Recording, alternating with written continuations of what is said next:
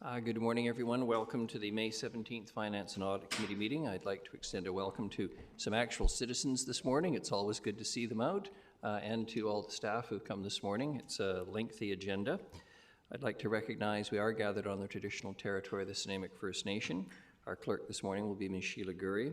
Today's Finance and Audit Committee meeting will be held in accordance with the Community Charter and Council Procedure Bylaw 2018, number 7272. Question period sign-up sheet is by the table to the double doors to my left for agenda items only. If during the meeting any member of the gallery has a question regarding an agenda item, please write down the agenda item and your name on the sheet. I don't think we've got anyone attending electronically this morning, Ms. Gurry. No. There's no late items to introduce. Motion for adoption of the agenda, moved Councillor Thorpe, seconded Councillor Perino. All those in favour? Any opposed? None. Motion carries. Motion for adoption of the minutes is circulated. Moved Councillor Eastmere, seconded Councillor Hemmons. All those in favour? Any opposed? None. We're on to reports. Mr. Harding, I think you're proposing not a change to the agenda, so to speak, but just how you're going to make your reports and with your staff. So Thank you. We're in your hands this morning. Thank you, Your Worship and Council. Yes, this morning we have the first four reports are under our Volunteer in Park program, what we used to call it, or now we call it Partners in Park program. And don't want to steal Ms. Davis's thunder because she has a PowerPoint presentation on the program, but just to give you a little bit of background on why we're here with Council. The program started in the early 80s after a major recession where Council in the 80s to kind of deal with recessionary issues and cutbacks made a motion that no neighborhood park would be built unless the neighborhoods actually came forward and participated in the development of it. So what was actually a cost-saving measure, though, turned into what we think is one of the better community development and partnership programs that the city's had for many, many years. And so this morning, we're kind of getting back in front of Council after a number of years with the pandemic, kind of gave us a pause because we couldn't get out to the neighborhood groups. And there's always a bit of a list with groups and organizations who want to do things. So we're starting to work our way back on that list of getting out to the groups, particularly certain neighborhoods. And so today we're actually going to remove two, or ask you to remove two, or show you why we're moving two, adding two more. And then we can also answer any questions to Council about what this program is and why we actually are in front of you versus staff just proceeding with the program. We just think it's always great to come. Council allocates $100,000. It's always great to come back with the groups and organizations that we work with to see what these neighborhoods are actually working on. So we're quite excited with that. With that, Ms. Davis is going to do a couple of slides, then we're going to stop to do some of the reports, and then we'll continue with her presentation as we proceed to each of those reports. So that's the little difference today. So unless there's any questions up front, I'll turn it over to Ms. Davis. Not seeing any, so carry on, please. Thank you. I must tell you, 1,000 years ago when our children were young, one of our neighbors hit us up, Sharon and I, for $100 for the local park. A fine person ended up being my financial agent 2 campaigns. It was the best $100 I ever invested. Good morning, Your Worship and Council. So there are 4 reports today, as Mr. Harding has indicated. 2 are information reports and 2 are decision reports.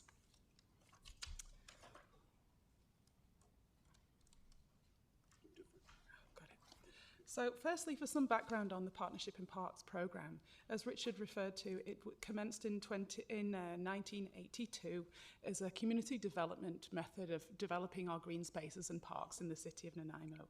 Each year now we have approximately $100,000 allocated to this programme, and it really benefits so much from the knowledge, energy and motivation of the community members to bring about the changes they want to see in our parks and green spaces.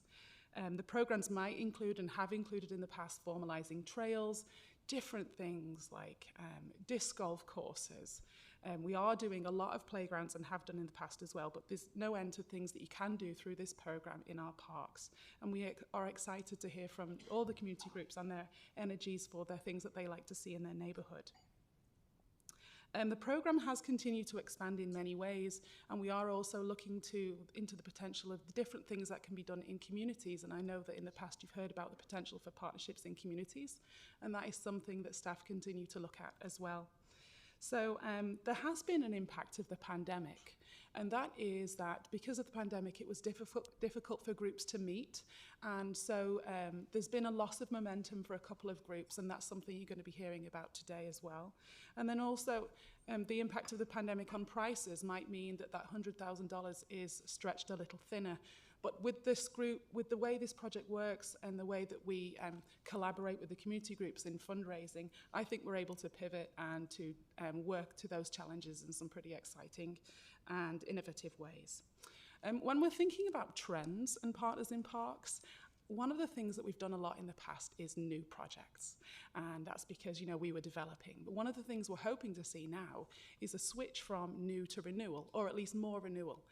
So, for example, to speak about playgrounds, we have over 80 playgrounds in the city of Nanaimo, 40% of which are over 20 years old. So I'm hoping to hear that staff will hear from the community members about renewing some of those spaces as well. Obviously, we have funds within our capital budget to renew these spaces, but it would be great to do some of them through the PIP programme.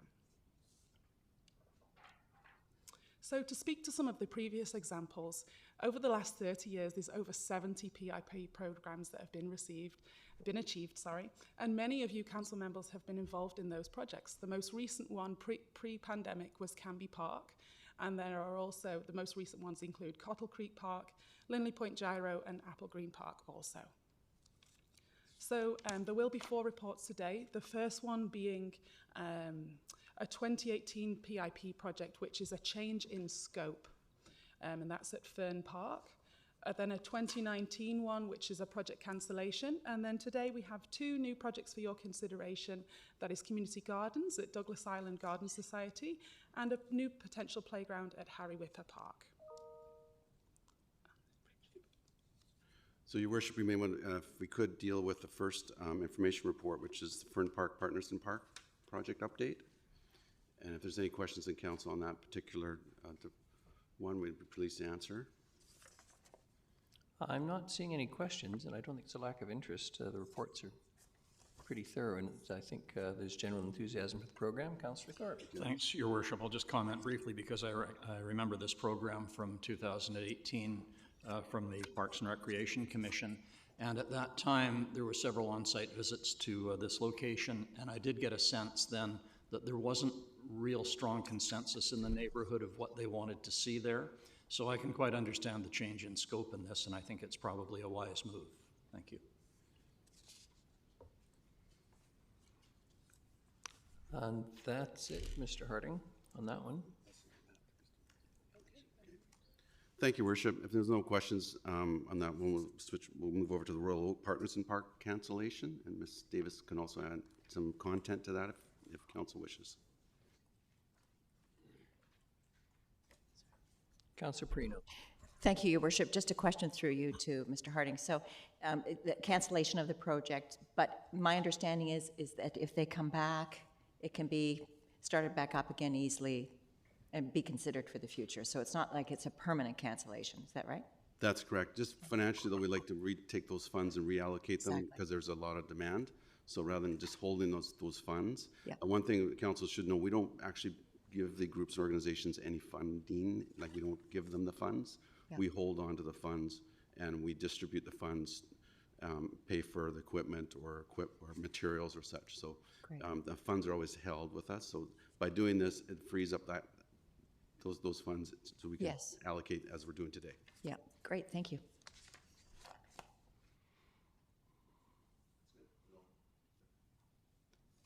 I can add on Royal Oak is that we're still in touch with some members of the community and talking about things that we can do in that space through our operating budget as well. Thank you, Worship. We'll move over to new, or not newer, some renewals. And as Ms. Davis had mentioned, we've over those 70 different parks, we had a number of renewals over the year. It's always great seeing the neighborhoods change. This one I've always been very proud of, and proud of Protection Island group that made this community garden happen. I still say to people, if you haven't been over to see the Protection Island community garden, you really need to. I think those who are really focused on or want to talk about food security and community development, you got to see this park. It's I always brag on them, and so they're back to do some expansion and some renewal because it's been so productive. They want to do some more work, and I'll turn to Ms. Davis, if I haven't taken all your thunder, to outline the program, and I believe there's a presentation from the delegation. Thank you, Mr. Harding. Yes, this one is really, really exciting. So Douglas Island Garden Society, otherwise known as DIGS, is located in Smugglers Park on Protection Island, which is a 10.5-acre park.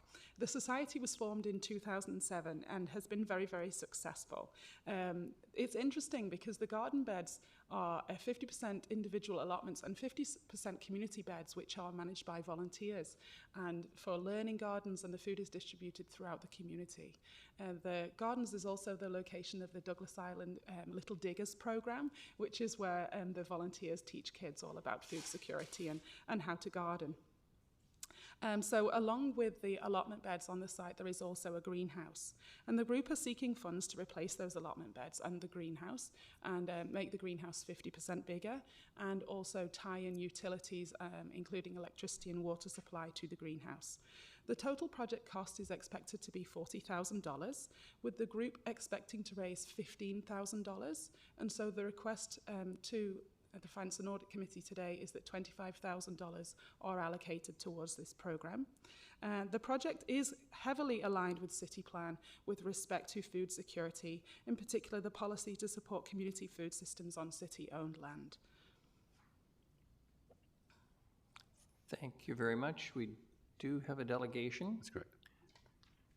Mr. Harris, good morning. If you just introduce yourself for the record, and I got to say, just for the acronym alone, I think you'll get council support. First slide, please. Good morning, ladies and gentlemen. My name is Jim Harris. I'm the president of the Douglas Island Garden Society, or DIGS, and we operate and maintain the community garden on Protection Island. And I'd like to thank you for this opportunity to make this presentation. In 2007, garden members met with city officials and outlined their dream of building a community garden on Protection Island. The city saw the potential in this dream, and under the VIP program, granted the group the resources to get started.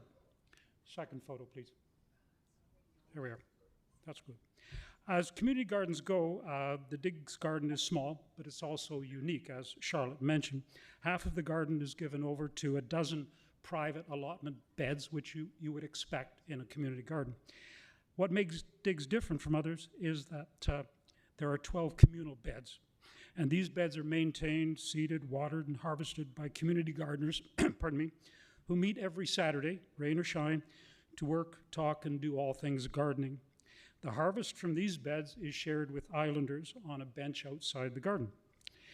These beds have become teaching models. It's my feeling that a lot of gardening knowledge has been forgotten, and the people working these beds share their knowledge with people who don't have that particular experience.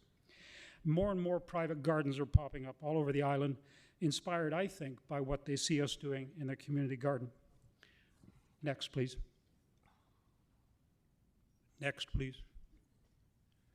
Thank you. No, we missed something there.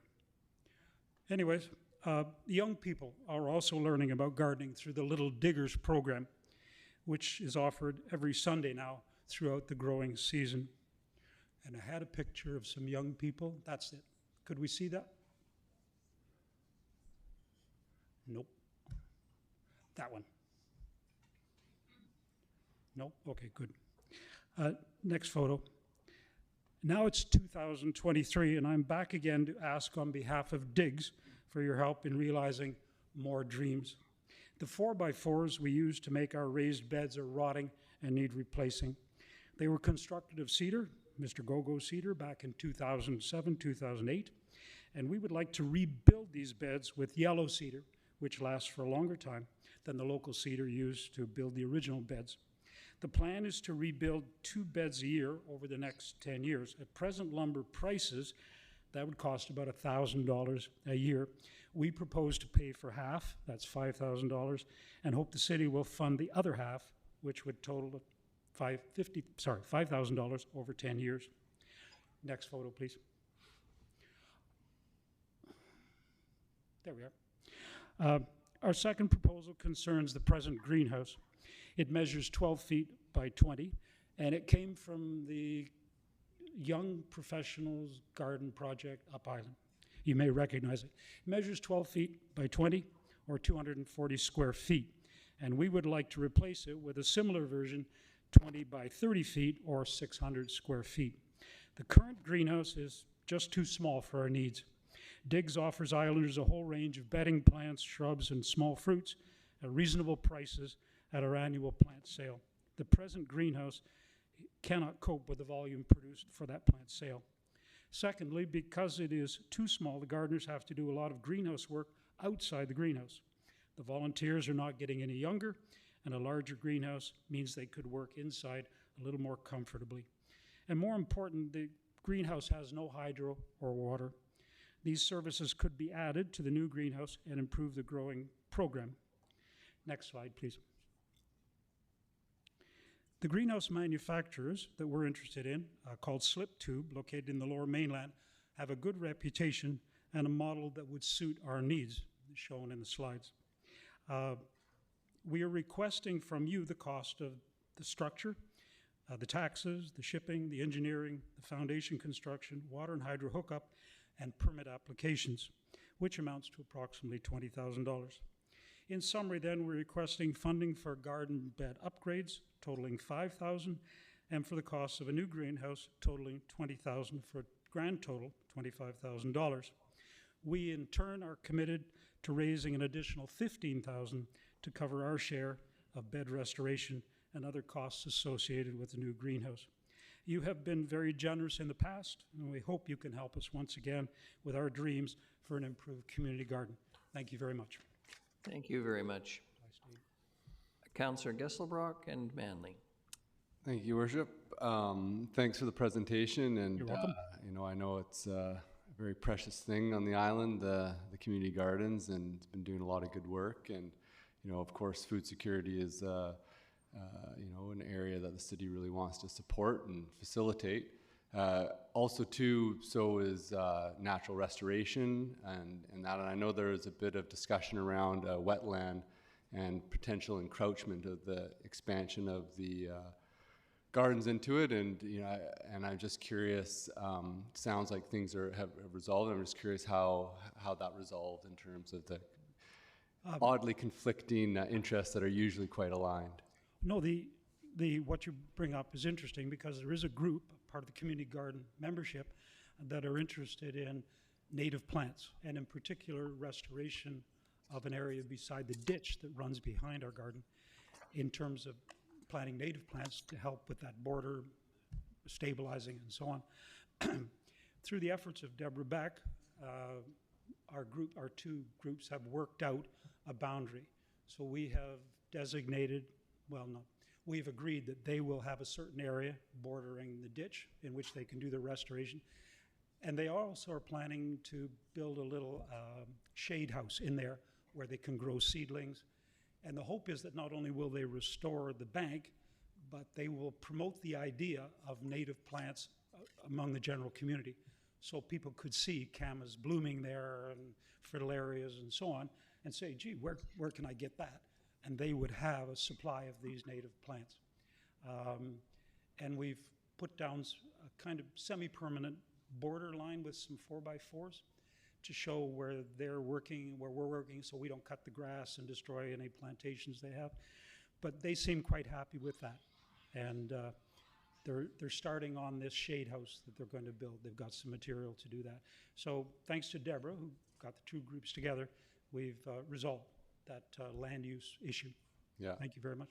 No, that's wonderful, and thanks for that. I think ultimately it's a wonderful integration of both activities. Doing the farming for human consumption, and then also restoration, because I know there's a lot of work on Protection Island needs to be done in terms of that as well. So thanks for that Thank work. you. It doesn't help that we have probably North America's foremost ethnobotanist. It helps a lot. Nancy Turner. If you buy any sea cider, you'll notice on the back they're doing an anti-invasion of program. It's Nancy Turner that went down and organized all that. She's no longer a professor at BIU, or at Victoria University, but she's forever gone on consultation, works everywhere, but she's the driving force behind this stream bank restoration. Wonderful. It's an incredible asset to have in the community. Oh. So Just a little bit, yeah, just a wee bit. thank you. Thank you, Councillor Manley, then Councillor Perino. Thank you, Your Worship. Thank you for the presentation, Mr. Harris. Oh, thank you, sir. I really like this project. I'd like to see more of this in our parks across Nanaimo, but it takes a community to make a community garden work, and you've really seemed to have found the formula there. With the greenhouse, you talked about hydro hookup and water hookup. Are those, have you looked into the cost of that? Do you have hydro close to where you're putting the greenhouse? We have hydro close and we have water close. You should know the water is paid for by you. That was one of the perks we got. You guys paid for the water. But what I don't know is the exact cost. I'm estimating that digging the trench for both and installing hydro would probably be around $8,000. I was given a couple of pages describing the work we'd have to do. It just blew my mind. There's a lot of work to do. One of our biggest costs is barging. So we have to barge a lot of the fill that goes in that over, and I think it's $600 an hour for the barge. To bring over fill? It's very, very expensive, yeah. So I estimate conservatively around $8,000, but your commitment is to $20,000. We will cover any overruns. Okay, thank you. I think the greenhouse is an important aspect of the project just because of inclement weather. There's farming's a year-round process, and so having a space to work in out of the rain and being able to get your seeds. I didn't get a chance to. We use the greenhouse pretty well year-round. Yep. Sort of from January on, it's getting ready for the plant sale, but then we take the benches out and we grow hot crops, tomatoes, cucumbers, sweet potatoes, that sort of thing, and then we clear that out and it's back to, so it's a year-round kind of thing. And I'm also hoping in the wintertime it'll be a place where because we meet every Saturday, but we start with a little meeting. It'd be nice to have it inside the greenhouse where it's a little bit dry and so on. So it's very useful to us. Thank you. Thank you, Councillor Perino. Thank you, Your Worship, and through you to Mr. Harris. I'm very impressed with what you're doing, and particularly because not only with the support of the city, you're fundraising $15,000. Yes. Is that correct? How are you doing on the fundraising so far? Our plant sale, we just finished our plant sale. That's a huge amount of income from us. We have memberships we sell. We have a lot of people on the island who could offer work in kind for us. We've got a plumber, got an electrician. We rely a lot on those people to help us. But between donations and plant sales, we hope to raise that amount of money. Oh, we have some money put aside already from Good. previous, so I don't think it'll be a problem to raise the remainder. Yes. Wonderful, thank you. And we could use your help every Yeah. every Saturday morning at 10 o'clock. Bring No, your I mean, long underwear and your oil slicks. it's just great to see where people say it's important to us, not only is the city helping, but we're also doing our share, and I just think that's so impressive, so well done. I'm looking at our membership. We sell memberships at our plant sale. I think my wife told me we're up to 74 members. Great. There's only about 200 or 300 people there. Yeah. It's about a third of the. It seems to meet the needs and the uses of a lot of people on the island. That's right, that's right. But you're welcome to join us. Yeah, thank you so much. Thank you, Your Worship. Thank you. If there's no further questions, someone care to make the recommended motion? Thank you, Mr. Harris. Moved Councillor Armstrong, seconded Councillor Eastmere. Let's see, Councillor Thorpe. I did wish to ask a question. Oh, sorry. Your Worship. Thank you very much. I certainly do support this project, but just for clarification, looking at the reports through to staff, the reason I really support the volunteer or Partners in Park program is because it is community driven, and it's what the community wants to see in their local community park. And in this case, and in the other case we'll be looking at, I think there's no doubt what the desire is. But regarding funding, am I correct to say that as a guideline, the funding split is roughly 50-50, not always exactly, but roughly 50% funded based on roughly 50% fund risen by the community, if that's a word, fund risen. No, I don't think it is. Apologies. Your Worship, to Councillor Thorpe, those are things that 50-50 is something we always talk about, but it really is dependent on the project. Sometimes the groups are doing more than 50%. Sometimes, depending on where it is, if there's a broader community benefit, it'll be less than 50%. I think of things like the disc golf course, for example. It's not always 50% because there's so many other groups and organizations using that area. But that's generally an area that we try to. With increased cost, particularly for the next project that comes up on playground equipment, because the cost of playground equipment is so high, at times we need to, that's probably at times those aren't 50-50 just because the cost is so high. But again, we want to make sure that if we are putting playground equipment in, it is driven by the neighborhood, and it's driven by them of what the kind of equipment they want, what age group they want, and if they want equipment at all. Because sometimes we'll go out to neighborhood groups, and going through the neighborhood process, which we haven't talked much about, is that we survey the whole neighborhood and make sure everybody's, or as many people as possible, is supportive of this. Because sometimes we'll do that, we'll have a neighborhood meeting, and we'll leave, as you've experienced, Councillor Thorpe, that the program doesn't go forward because the neighborhood doesn't want to do anything. Right. So long answer to a short question, but it is vary. Right, and I did notice that there is a slight difference in percentage between this project and the next one that we'll be looking at, and also the fact that goods or services in kind are taken into account as part of the community contribution, which I think is certainly fair. The other question I had, if I may, Your Worship, is, and maybe I just missed it in the reports, but I didn't see how this project and the next one would balance or affect the overall balance of the budget for this program. What would be left, and what do we have in there? Did I just miss that, or perhaps it was not included? Thank you, Worship, Councillor Thorpe. Ms. Davis does have a slide on at the end. Okay. So as we counsel some of these other ones or put them in a holding pattern, it changes the amount that we have. Fair enough. Thank you. But Ms. Davis will have a balance project. at the end of the presentation for you. Good. Thank you, Councillor Thorpe. Councillor Manley? Thank you, Your Worship. Yeah, just a question to staff following up on Councillor Thorpe's questions. Between these two projects, I imagine the Rocky Point one is going to be professionals installing a playground, whereas in the case of the Douglas Island Garden Society, it's a lot of sweat equity. Is sweat equity factored into these budgets, or is it just strictly cash that we're looking at? Your Worship, this is one of the fun parts of this program, particularly for the neighborhood, is that we have a professional installer, but the neighborhood actually participates in the installation. Okay. We used to and still are. So it's a way of the community coming out, and they're participating with the actual building. It's like the old barn raising. Great. But they're involved with all aspects of it. There's certain things when there's lots of heavy equipment around that we can't have everybody there, but we have a professional installer that is work safe and safety certified, and they work with the neighborhood group. Giving instruction, etc. Thank you. Well, thank you. Before the growing season passes, let's vote on this. All those in favor? Any opposed? None. Motion carries. Thank you very much. Thank you, Mr. Harris, for coming this morning. Appreciate it.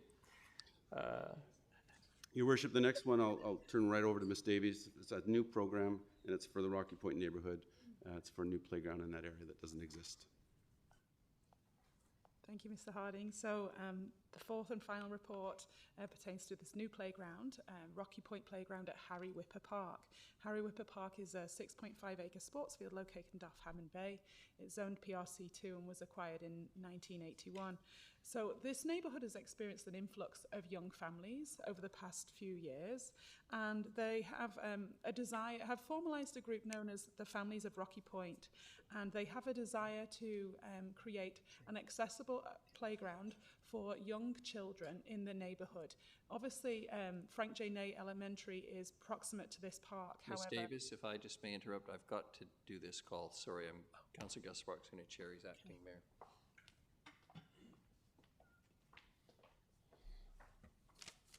Okay, thank you.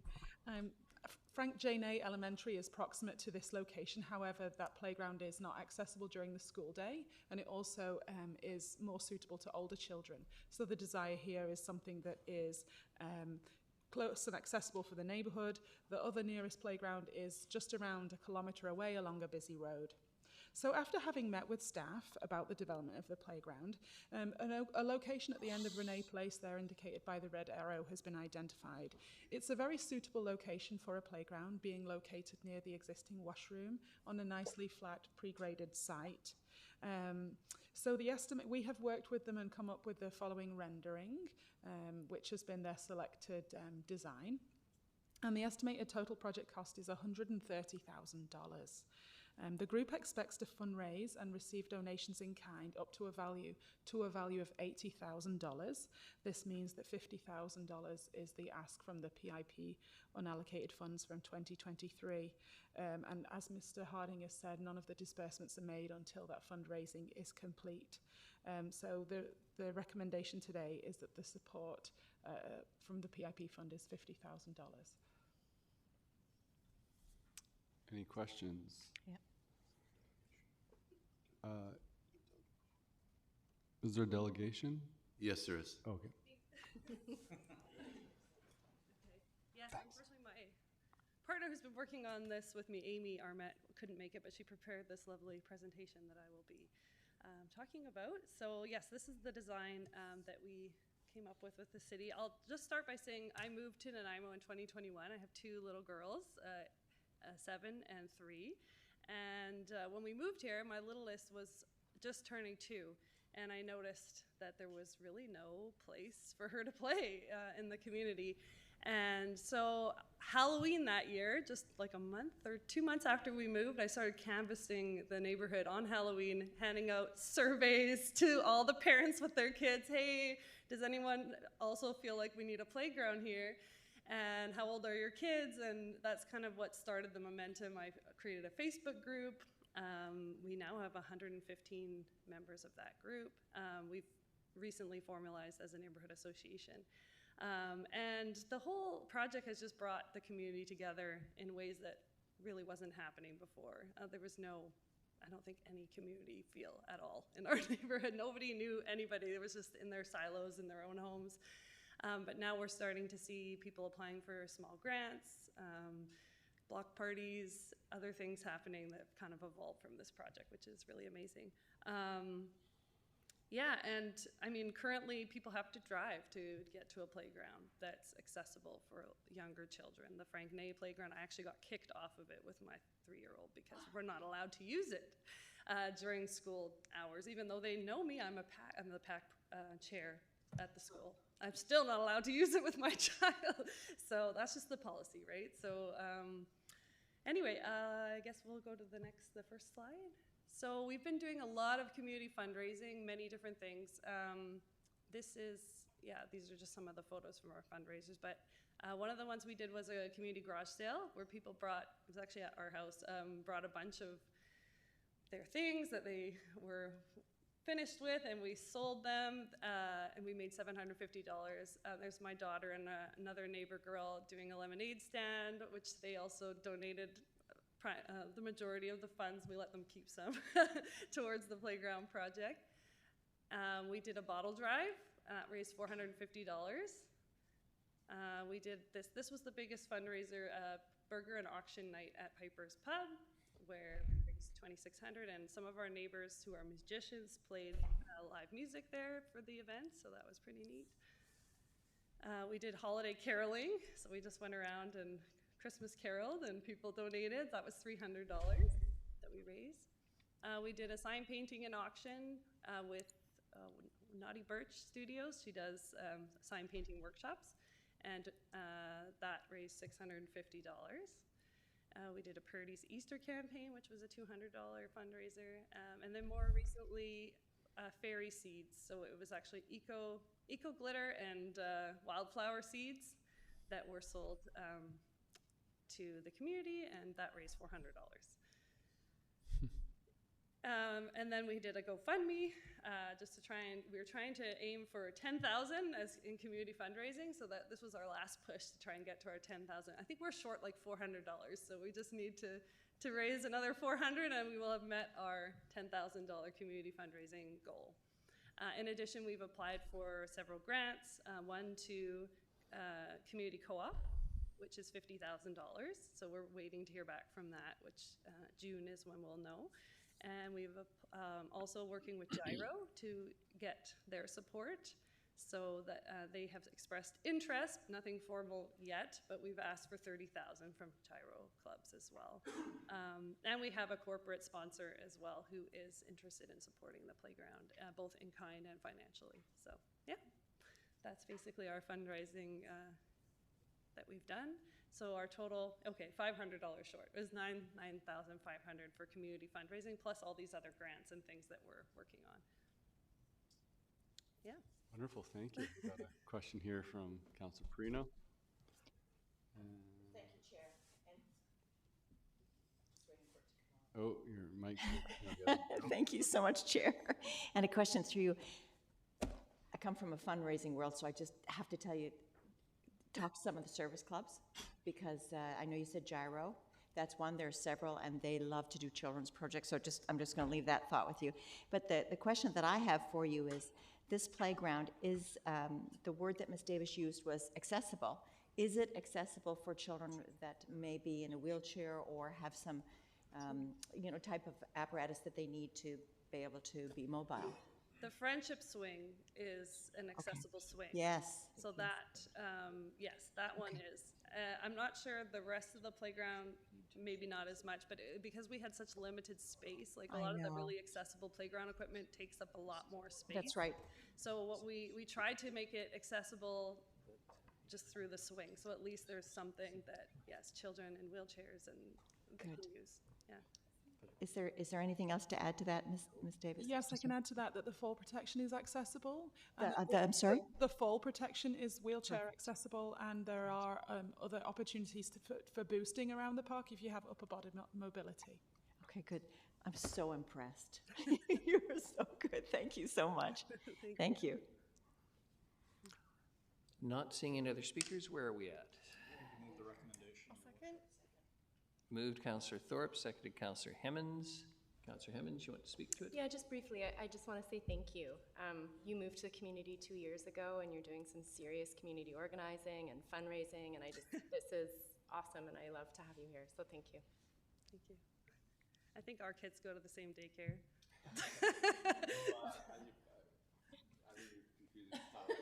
Oh, sorry. What was that? Everyone does. Tyler's got 2 young. Oh, okay, sorry. 9 months, so. Sorry. Don't be embarrassed. Nobody gets my name right, and everybody gets them back and forth. So. I got confused. Okay. Councillor Manley. Thank you, Your Worship. And thank you for the presentation. And thank you for your work in the community. I really appreciate that.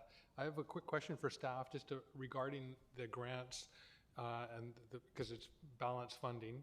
What happens in this situation if it's a FCM grant, the Community Spaces grant you applied for? Yeah. What happens in that situation if the grants aren't successful?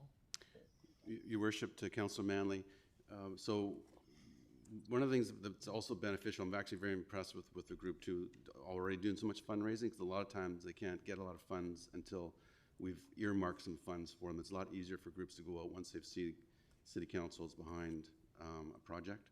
Okay. So if you approve the 50,000, really helps with that, them finding more in-kind contributions and other grants. However, if all the work and it doesn't work out and they can't get the funding, we'd come back and ask council for some extra funding to move it over the top. But we don't want to tell the groups that now. We want to make sure they go and do all they can, and then if we can't, then we'd come back to council if we needed to find more funding for it. Okay, thank you. And I would just follow up on Councillor Perino's suggestion. The service clubs in the community love these kind of projects. We weren't sure if we could hit up multiple service clubs if there was a conflict of interest. If yes, they're both, so absolutely. We were like, we'll start with Gyro, and then if that doesn't work out, we'll go to, But maybe it's okay to hit up multiple. I don't know. Okay. If they're paying the whole bill, then they can be exclusive. Okay, Yeah. that's good to know. Thanks. Thank you very much. The previous society had me at their acronym, you got me at chocolate, so all those in favor? Any opposed? None. Motion carries. Thank you very much. Much appreciate your attendance this morning. Your worship, we just have a couple more slides, and then also we don't want to take too much time of council, but it's the first time I've been in front of council with the Partners in Park program, and if there's any general questions about how we're managing it or why we're in front of you like this, we'd be pleased to answer any questions, but Ms. Davis has like 1 or 2 slides just to finish off. Yes, just to close up about the financial implications of these 4 reports here.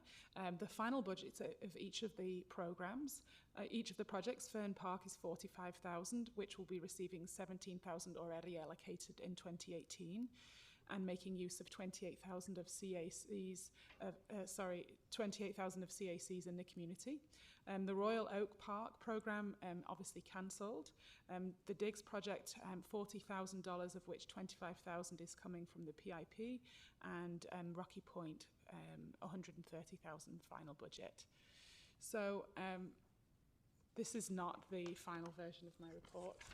I actually have further information here about financial implications that I can give, and that is that since Council has approved these 2 projects, there are $58,000 worth of funds remaining this year to be allocated for groups, and that is attributed by receiving $8,000 back from the Fern project due to the change in scope, $25,000 back from the Royal Oak project cancellation, and there's a $50,000 which have not yet been allocated from 2023. So excitingly, planning staff are still in touch with groups out there. There are groups in the wings who are working on projects as we speak and excited to access these funds. So we may well be back before the end of the year with some new projects. Thank you very much. Much appreciated.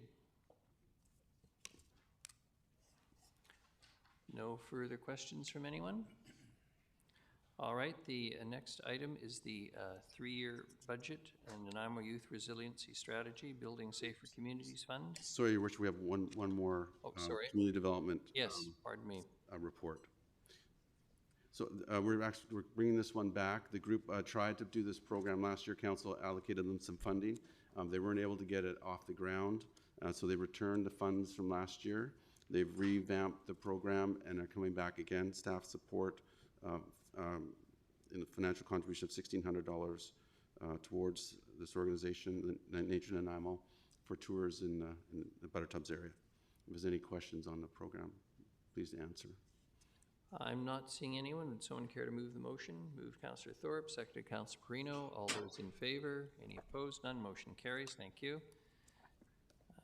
Now we're on to the 3-year budget, Nanaimo Youth Resiliency Strategy, Building Safer Communities Fund. And that's Mr. Lindsay. I do a forum, but he'll be upset. Perhaps he's planting his garden.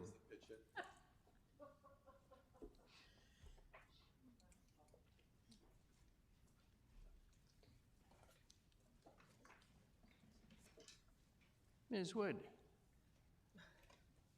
welcome and good morning. Good morning. Good morning. Thank you very much.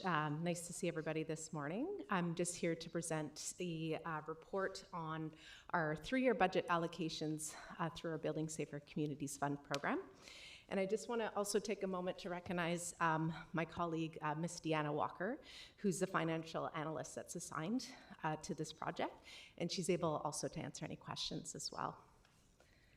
So as Council knows, at the May 1st, 2023 Council meeting, Council endorsed the Nanaimo Youth Resilience Strategy, and Council will recall that in the strategy it outlines 6 focus areas that work to prevent youth from engaging in gun and gang violence. The focus areas are rooted in evidence-based practices and meet the eligibility requirement for Public Safety Canada. And attached to the report, in Attachment B, you'll see the eligibility criteria set by Public Safety Canada. And as promised at that Council meeting on May 1st, staff are returning with an option on how the Finance and Audit Committee can consider on how to distribute the Building Safer Communities Fund. If we can bring up table 1, that'd be great. Thank you. So Council may remember from last staff reports that the Building Safer Community Funds are distributed on a yearly basis. And the Finance and Audit Committee will see that for year 1, the city was allocated $185,331 to develop the strategy, and it also included launching a public education and awareness campaign to identify youth at risk through a referral framework. So due to public safety's delayed rollout of the Building Safer Community program, the total year 1 spending was $102,300. And unfortunately, as the report outlines, the funds allocated to each year have to be spent in that fiscal year. There's no rollover. However, we've made inquiries to the Public Safety Canada staff, along with other municipalities who also have lapsed funds, whether we'll be able to access those at the end of the project. So we're just waiting to hear back from there. Table 2, please. So over the next 3 years, the Building Safer Community Fund will provide $1,667,985 to support the implementation of the strategy. And as mentioned, the strategy identifies 6 areas of focus that will best support youth at risk. And in addition, the steering committee for the Building Safer Communities Fund has provided guidance on how to weigh each focus area based on those potential impacts for youth at risk and the level of effort that's required. So attachment A of the report actually provides the steering committee rating and the risk factors that are addressed by each of the focus areas. So based on this guidance and the costs of operating similar programs, staff have estimated the proposed distribution dollars of total program funds available for the next 3 years. Actual allocations for each focus area may be adjusted based on the actual applications that the city receives. So staff are suggesting to rely on existing city frameworks to distribute the funds to our community partners. So expressions of interest or grant applications can be used as calls for proposals with community partners. And the criteria for the application will be drawn from the strategy under the leadership and guidance of the steering committee. Similar to existing city grant program approaches, the applications can be received by staff and the steering committee to be reviewed and evaluated. And recommendations then will be forwarded to council for consideration of approval. Once that's done, a contract or a memorandum of understanding can be established with each successful applicant. You can just bring up table 3, please. Thank you. So in addition to providing funds for programs and initiatives, the 3-year budget also includes wages for a specialized recreation coordinator, which you guys have met, Ms. Carrie Christensen, who's been hired to oversee the implementation of the strategy. It also includes program and evaluation expenses and administration expenses. So that's just a brief overview. So we're here to answer any questions if the Finance and Audit Committee have any. Thank you very much. And I have a question relating to the safe space for youth. What are you sort of anticipating around that? What are you hoping, and can we talk locations, or is that too far down the road? Where are we? How's that going to work? Because I think it's a very important aspect of it. Good question, Your Worship.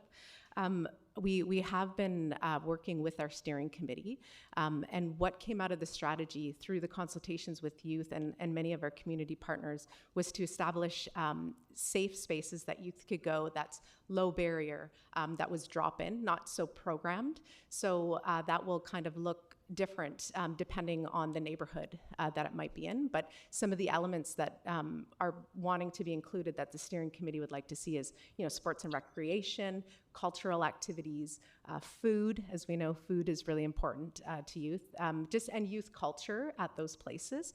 And because the funding, even though it sounds like it's a lot, it's not a lot, as we know, over 3 years. So we're really looking to leverage existing spaces. So looking to our partnerships with the school district, with Snuneymuxw First Nations to, and even within our own city facilities to establish these youth safe spaces.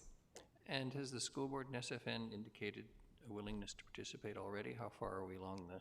Yeah, they are on the steering committee, and of course we work closely, especially with Snuneymuxw, from the government to government. So they've been definitely very involved in the development of the strategy and providing feedback and guidance. Very good, thank you. Councillor Armstrong. Thank you. As these safe spaces are quite often the recruiting grounds for gangs, what are you going to do to ensure that that's being monitored? Through your worship to Councillor Armstrong. That's a really good question. I think that one of the things that we also have at our table, we have our youth unit sitting at the steering committee, and we will look to our steering committee for guidance around the development of different programs, and that could be a security element that we consider, and they would be involved in all the programming that's developed through this, so they could provide guidance on how to best manage that challenge.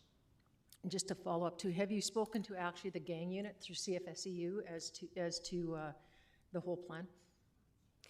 Yes, Councillor Armstrong, they've actually provided a lot of the data for the strategy, and I've been chatting a lot with Corporal Dylan Baltedge, who I think you probably know, and so he's seen the strategy, very supportive of the work that's going on through the strategy, and will be monitoring our work as well. Thank you. Thank you. Councillor Manley. Thank you, Your Worship. I'm interested in the safe gathering spaces aspect of this. We used to have the neutral zone run by Tillicum Lalem, and it was a fantastic community space and open to everybody. It was run by the Friendship Center, but a great place for youth and lots of mentorship happening there and guidance from older youth and adults. And so, yeah, I'm curious about where we might be targeting these spaces. Are they going to be throughout the community, or are we going to be looking at targeted areas in the community for these zones? Through your worship to Councillor Manley, I think the goal is always to spread that throughout the city, as we know, with different social supports and services. Tillicum Lalem, of course, sits on our steering committee. We were very fortunate to include in the strategy the study that Courtney DeFriend did on the neutral zone that was commissioned by Tillicum Lalem. And so a lot of those elements for that youth space is included in the strategy, the criteria that we would look at.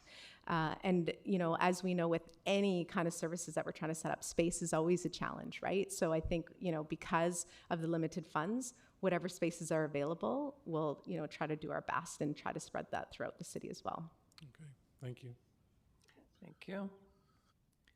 If there are no further questions or comments, move the motion to Councillor Perino, seconded to Councillor Hemmons. Any discussion? If not, all those in favor? Any opposed? None. Motion carried. Sorry, Councillor Armstrong's opposed. Thank you. Then the Council Spending and Amenities Policy Amendment, Mr. Rudolph and Ms. Good morning, Your Worship and Council. Yes, so what's in front of you is a report entitled Council Spending and Amenities Policy Amendment. However, there's also an opportunity to revisit the subject matter of council remuneration, and we wanted to bring this report forward for really two reasons. One is governance, and it's a good idea, in my opinion, to have at least a check-in once a term for every council on the subject of governance around the whole remuneration and ancillary support mechanisms for elected officials. And I'll come back to that in a second. And the second is really to provide you with a briefing on the fiscal accounts that are available to you and answer any questions around that and make some adjustments. That's what the policy is speaking to. So I'd like to come back now to governance. So way back 4 years ago, when the new council got elected, governance was very important, and we were going through a whole suite of discussions at that time about what's good governance, and this was one of the topics that had to be visited. At the time, there was a keen interest in taking an objective look at what are the support mechanisms desirable to support elected officials in office, and actually to attract a diversity of people to the portfolio of being an elected official. So often it's retired people or people that are financially secure and that type of thing. And some of the discussion was, and quite interestingly, we do have a number of younger councillors on our council, but the idea was to make it as available as possible to people to serve as elected officials. So at that time, there was an interest in going down the path of maybe having a third-party task force take a look at this. I've been involved in a few of those with other municipalities, independent group. So that's where we were. Then the government made a change to the fiscal tax-free status of elected officials' salaries. And there was a 1/3 tax-free component to it, and that was removed, and there was an adjustment made to salaries at that time. So that was 4 years ago. And we were on the process of establishing a task force, and then COVID hit, and there were a series of things around that, and council decided to pause the initiative and discontinue it. So I feel there's a piece of unfinished business here that we wanted to come back and either close the books on that initiative or move on to another review process if that's what your goal would be. So that's sort of the history in 2019. Of course, COVID hit, and we just kept our heads down and tried to keep the lights on and did all the things that we did to make the city operate and so forth. So that's sort of the history there. The second part of this is now that we've got a new council, there's been a couple of councillors ask us, what's the system to get money or go to its conferences? And we wanted to make sure that you're aware of this. So Ms. Gurry's going to walk you through the policy. It's pretty clear and pretty short, but I think the idea is to make it as appropriate and as streamlined as possible. We saw an indication the other night of one of our councillors had to come to council to get approval to go to a conference, and is that the type of thing that you feel is necessary? So there's adjustments that can be made to the policy. So that's in there. And any questions with respect to the current fiscal arrangement, Ms. Mercer could answer those questions. You'll see comparison salaries for both the mayor and councillors in this. We did an updated review of that. Staff's observation that doesn't appear to be a merit to adjust your salaries given the comparisons that are there. So we're not bringing forward any suggestions on that, though it's open for conversation. So it's really then about the policy and anything else you'd want to talk about this. This is one of those sensitive topics that council typically doesn't like to talk about, but you need to talk about. So we'll deal with it and hopefully put it to bed, and then it'll be done. So just, unless there's any questions for me, I'd like to turn it over to Ms. Gurry, who'll walk you through the policy. Thank you very much, Mr. Rudolph. I've got Councillor Thorpe and Armstrong, but shall we wait till Ms. Gurry's spoken? Sure. Please. Thank you. Ms. Gurry. Thank you, Your Worship, and good morning, committee, and thank you, Mr. Rudolph. So as he mentioned, before you is proposed amendments to the council spending and amenities policy. This policy was established in 2016 and adopted by council at that time to basically govern and encompass the processes and parameters around council as it relates to policy application, council remuneration and code of conduct breaches, attendance at in-town and out-of-town meetings, training and development, expense reimbursements, legal fees, association fees, membership dues, public subscriptions, office equipment, and furniture. So that is what the policy outlines, and this is what staff use to then inform us to create the budget for mayor and council each year. So as Mr. Rudolph mentioned, remuneration is set out, and I will just quickly, if you could scroll down, it sets out the scope of the policy. I'm just going to bring it up here.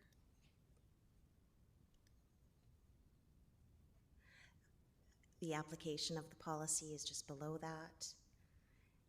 Council remuneration, so the base pay rate is compensated at the medium rate, as Mr. Rudolph was mentioned, of 12 comparable municipalities.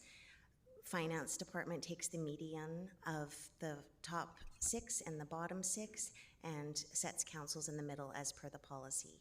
So this is done at the start of every council term and has been done and incorporated into this report and amendments today. As well, Mr. Rudolph noticed and mentioned, and council has noticed that since they have been elected and or throughout the last number of years, policies need amendment because things change, prices change, and the prices for conference have exponentially increased. So taking the statement of financial information and an average of what costs have been changing and increasing, their proposed amendments are outlined your report as well as in the policy that says that the changes to the Federation of Canadian Municipalities, FCM, UBCM, and the Association of Vancouver Island Coastal Communities conferences for 2023 be raised slightly to adjust to the previous years. So when the policy was created, the funds obviously weren't sufficient to help with the rising costs. So those have been incorporated, and given registration and travel costs vary from year to year, depending on the location of the conference, staff are proposing that section 5.4 of the policy, if you go down to 5.4, thank you, be removed. And instead, staff would budget for these conferences each year based on the current year's registration fees and location. And this would also provide council the opportunity to review the conference budget each year during budget deliberations.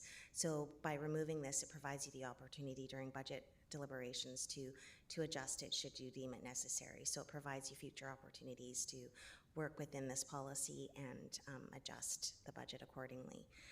So legal fees have been adjusted in 2019, and it used to account for a budget for conflict of interest for each member of council. It is now on an as-needed basis. So when council wishes to seek legal opinions for a conflict of interest, they now come before council, and council will address that on an as-needed basis rather than providing a standing budget that often wasn't used for each year. And association fees and membership dues and publications subscriptions, again, will be based annually on budget needs. And this is outlined in the policy as well as the report, the amendments that we are suggesting. And to assist with supporting council's in-town and out-of-town conferences or training opportunities, a budget has been allotted for $750 for council to attend in-town sponsored networking and appreciation events such as the Chamber of Commerce, networking lunches, achievement awards, ceremonies, as well as $1,000 for each council member to cover registration and travel costs to attend miscellaneous training and development activities or conferences related to city business, such as those offered by the LGLA, which is the Local Government Leadership Academy, or the Planning Institute of BC, which we just had a request on Monday from Councillor Brown. So requests like that will no longer be necessary. They're outlined in your policy. And as always, myself or Ms. Mercer or Donna Stennis are available to help you with what is involved in this policy, but this basically sets out your budget for each year, and then we budget accordingly. And there'll be opportunities, as I stated and Mr. Rudolph stated, for you to make any changes. So the other proposed changes is removing section 8.1 of the policy, which is council members no longer request filing cabinets. We're trying to go paperless, so filing cabinets are kind of not something that are often requested anymore, and the policy already provides for laptops, printers, and smartphones. So we're suggesting removing that. And section 9.1 is no longer accurate, as the city no longer budgets for council contingency. Previously, there was a budget of $100,000 annually for council contingency, but council did away with that fund, I believe, in 2019. So that is no longer relevant. So it's an amendment, more of a housekeeping amendment. So just going back over, if there's any questions on the council remuneration that as Mr. Rudolph noted, and I did, it is the median is applied, and this is the start of your 4-year term, so that has been adjusted accordingly. And due to the tax, as Mr. Rudolph noted, sorry, the tax benefit being discontinued back in 2018, the adjustment was already made back then on your remuneration as well. So any questions I can answer, and or Ms. Mercer or Mr. Rudolph would be able to answer. Thank you very much, Ms. Gurry. In order, Councillors Thorpe, Armstrong, and Perino. Councillor Thorpe. I'm not sure that I have a direct question for Ms. Gurry, but I have several comments I'd like to make if now's the time. Thank you, Your Worship. First of all, thanks, Ms. Gurry, for your work on this. I think it's overdue, and I especially like the changes to the conference budget, because has been disconcerting for the past couple of years to find that I have attended very worthwhile conferences and then show that my expenses are over budget simply because of inflation. Our budget did not keep pace. So I appreciate that change. I saw Mr. Rudolph quite openly snickering at 8.1, and I have to say I'm really disappointed that I can't get a filing cabinet. But I will accept the change, and I'll also confess that Ms. Stennis has been very kind to supply me with 2 used banker boxes for my paper files, so I'm happy there. The other thing that I seriously want to comment on, Your Worship, through you, is to Mr. Rudolph's opening comments regarding compensation in general, because I've been sitting here since we were about to embark on a process of reevaluating compensation. And as Mr. Rudolph said, that got sidetracked due to pandemic and other circumstances. I'm not afraid to bring the subject up again. I think it is worth having a discussion about, and I would be interested in hearing other councillors' opinions on it. I recognize there is an automatic process involved. I also note that the annual compensation is based on the Consumer Price Index, which has been set or used as 2%. And seen as inflation last year was between 6 and 8%, and I read in the paper this morning we're looking at 4.3% nationally right now. I'm not sure that this is still fair, so I think it's worth a discussion, and I can add further if other councillors wish to pursue this topic. Thank you. Thank you, Councillor Thorpe. Councillor Armstrong. Thank you. Mine's more in line with legal. I was wondering, has there been any thoughts to that each councillor, like we used to have, has a set amount for legal fees, and then once that's expended, that we come back to the table for requests, instead of having to come to requests every time we need to get legal advice, whether it be conflict or something? Through your worship, as I recall, back when the policy was amended in 2019 to remove the set amount for legal fees, the legal fees were specific to conflict of interest. And outside of conflict of interest inquiries and or legal opinions, there is some sort of a vetting and or opportunity required to see if the city should be spending those legal fees for members of council on those matters that could be in conflict themselves. So it is council's purview. They could add that back in, but I would suggest it be structured around conflict of interest and not a broad range of other legal opinions, because that could be in actual conflict with being members of council, getting opinions for certain issues that the city shouldn't be paying for. Thank you. Councillor Perino and then Councillor Eastmere. Thank you, Your Worship, and a question through you. I should say, you know, after 12 years in government, this is pretty basic. It's an excellent policy. I think the staff have done a really good job, so I appreciate that. So I have one question and a comment. The question is on 2.2 under council remuneration.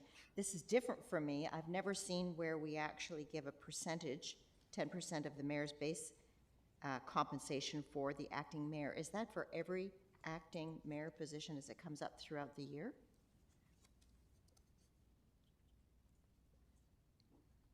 Your worship, through you to Councillor Perino. We need to get you a decent mic. Yes. I've asked for an estimated time, and hopefully next week or by June 5th. So the acting... As fast as the filing cabinet in Mr. Rudolph's window. Yeah. So the 10% acting mayor is for each one of you, because you each take a 6-week rotation for acting as mayor, and that is built into the your annual rate of pay. Okay, it's just new for me. I'd never seen that done before, so I just wanted to ask that question. And Councillor Thorpe brought it up, and so I'll just voice some of my concerns, and that is that hate discussing a salary in the first year of the position. You know, we all walked into this job knowing that what the pay was. So for me, the first year to walk into the job and say, okay, we got to look at raises, I struggle with that. That for me is a real difficult move. It's certainly in the second and third year, and even more so in the fourth year for the new council to come, but that's just my point of view.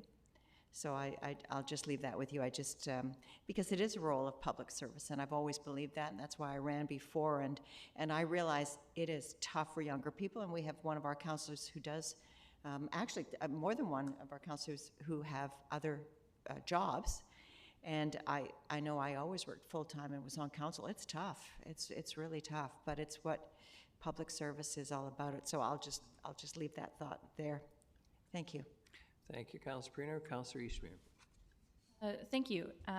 I am really impressed with this report. I think staff did a really great job on it, and it was really interesting reading through all of it, and I think the changes that have been made are excellent, and I'd just like to take this opportunity to say I agree with Councillor Thorpe on the the being tied to the 2% thing. So I do think that is something worth bringing up, and yeah, I think that we could discuss that as it's, yeah, the numbers are going up, and we do want to be able to attract people to the position who can make it a main focus and be able to come into this role and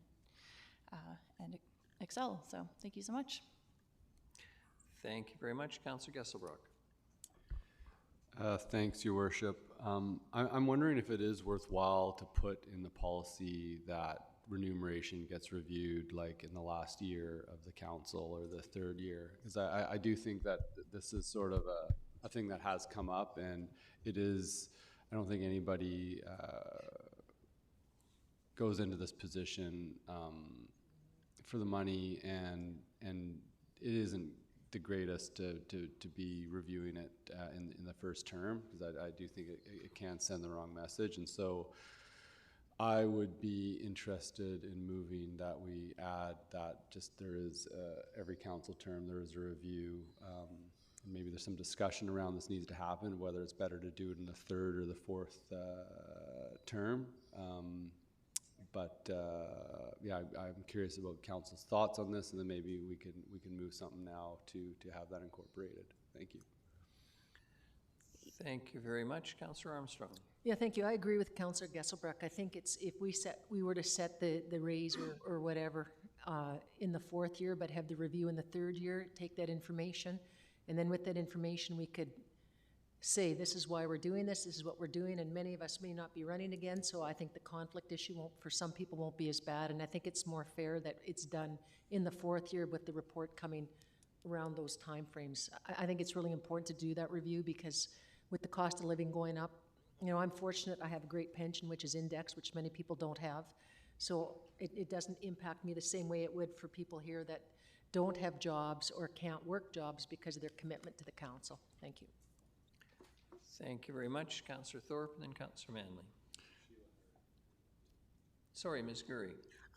Thank you, Your Worship. I just wanted to point out to the committee that I have put up the council remuneration that's currently in the policy and current right now.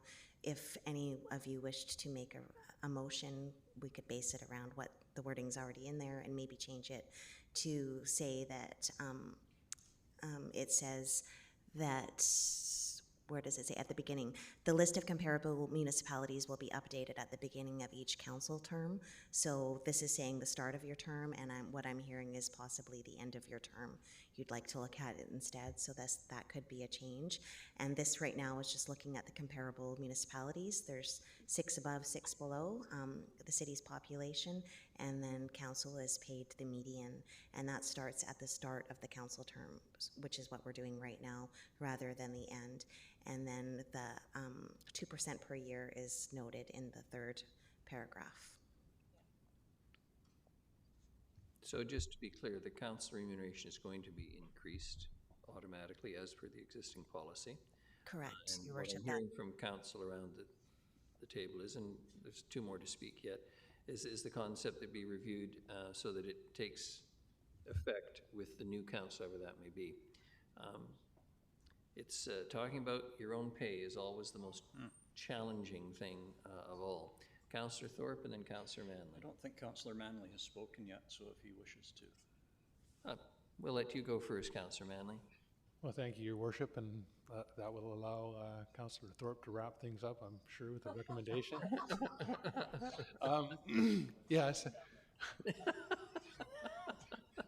I spent a life as an independent contractor, so I've done a lot of time negotiating my wage. But, you know, there are different incomes around the table, and Councillor Armstrong has an index pension, and I'm sure a fairly well-paid pension after the service that you've provided to the community through the RCMP. I think, you know, probably when this policy was developed, the inflation rate had been pretty steady for a good long time, including interest rates and everything else, and it wasn't anticipated that we were going to see this kind of change in inflation so rapidly, and the change in cost of living. And so I do have another job, and I have a very, very busy life because of it. I'm dedicated to public service. I would say my other job is public service as well. It's not, I'm not in that gig for money, I can tell you that.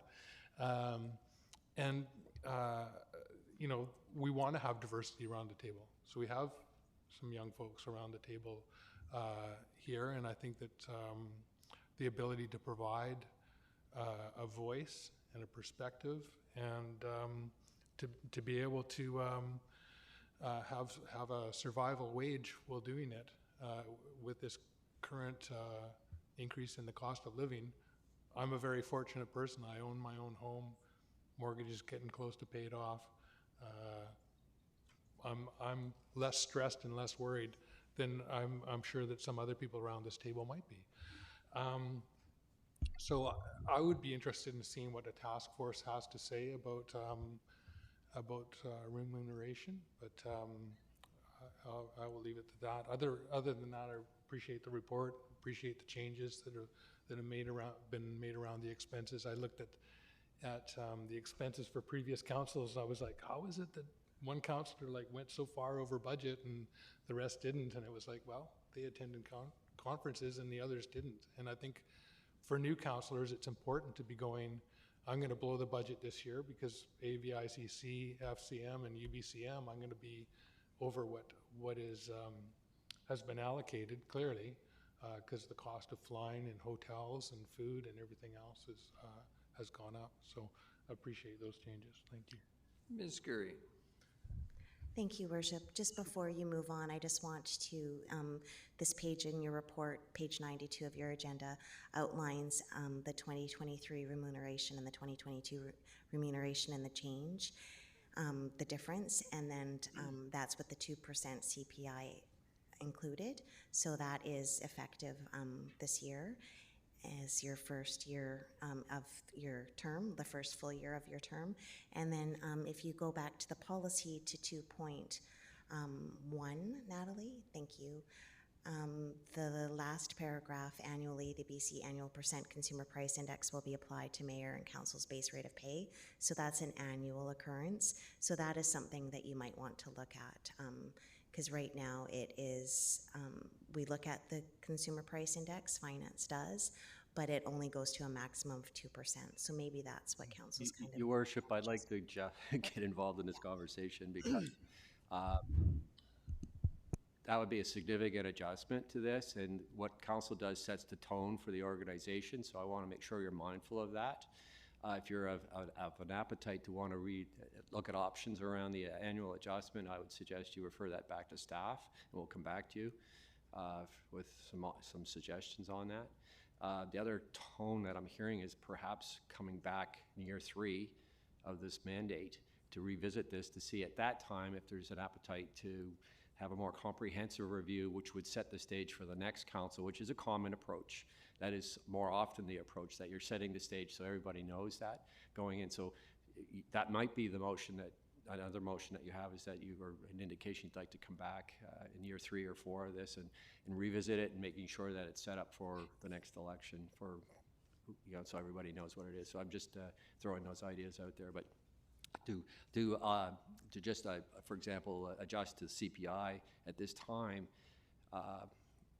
that would strike me as a high number.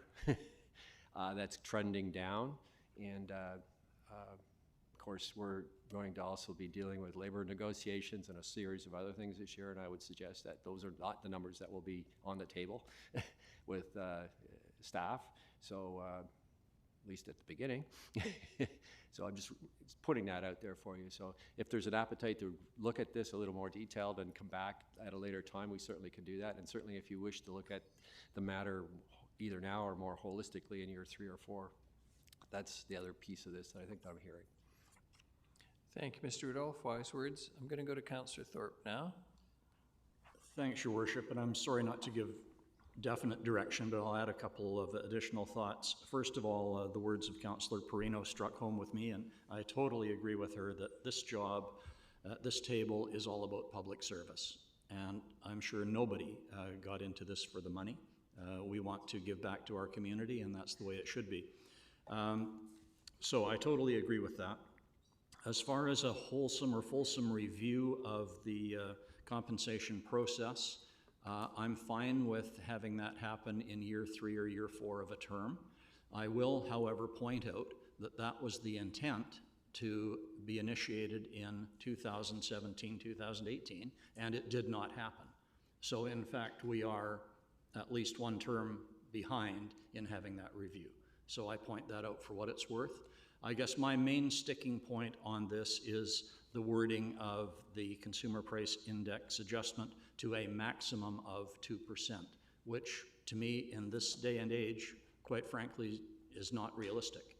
And yes, I'm sure to Mr. Rudolph's point, the numbers are going to come up in other negotiations, but we'll probably hear that 2% is not realistic from the eyes of other groups as well. So I put that out there again as the only sort of qualm I have with this policy. I'm happy to accept it as it is, but I guess I would prefer to have some closer look at that particular maximum of 2% phrasing. Thank you. Thank you very much. Councillor Manley? You're done? Okay. Sorry. Councillor Gesselbrock? Thank you for the kind offer. Decline. Thank you, Worship. Yeah, I think just echoing what Councillor Thorpe said, this report and review is long overdue, is something that we did put off. And so I think that it's important that we go forward with adopting this now.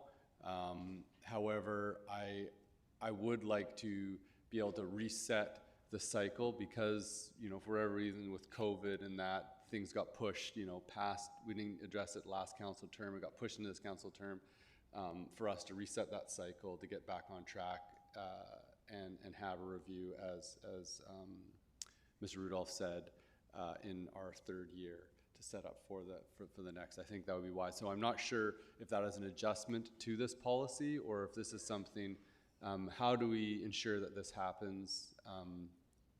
Well, Your Worship, through to Councillor Gesselbrook, I think we're asking you to approve the policy today. If there's additional instructions, that could be a separate motion, or you could defer the implementation of this policy at this time.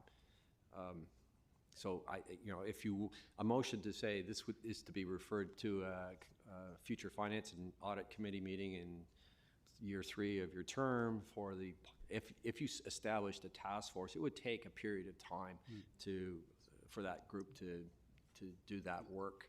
So you wouldn't want it probably too close to the election itself. You'd want it about a year out just to make sure that it's...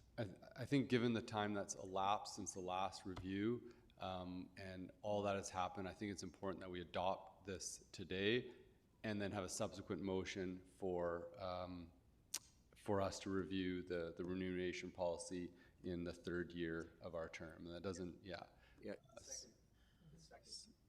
Your Worship, there was a second piece, and this addressed Councillor Thorpe's question, is around the 2%. If there's a supplementary ask to revisit that, you might want to do that, or you could carve that out at this time. There's options, but I know that's still an issue on the table. But the overall review is one issue, and then the CPI is the second issue. Yeah, I think having the CPI, that discussion incorporated in that third year. I think there is implications of one, discussing it right now. Two, there has been a blip of inflation that does affect, the numbers. However, with this readoption of the policy now, I think that, there is some changes to council remuneration, which will take into account the year 4% and 5% thing. And then I do know that it does have impacts in other, as you say, negotiations, and I don't think that it's the appropriate time for us to have that discussion now. And I think having it in our third term, whether we do need to adjust that, would be appropriate. So I would move the adoption of this.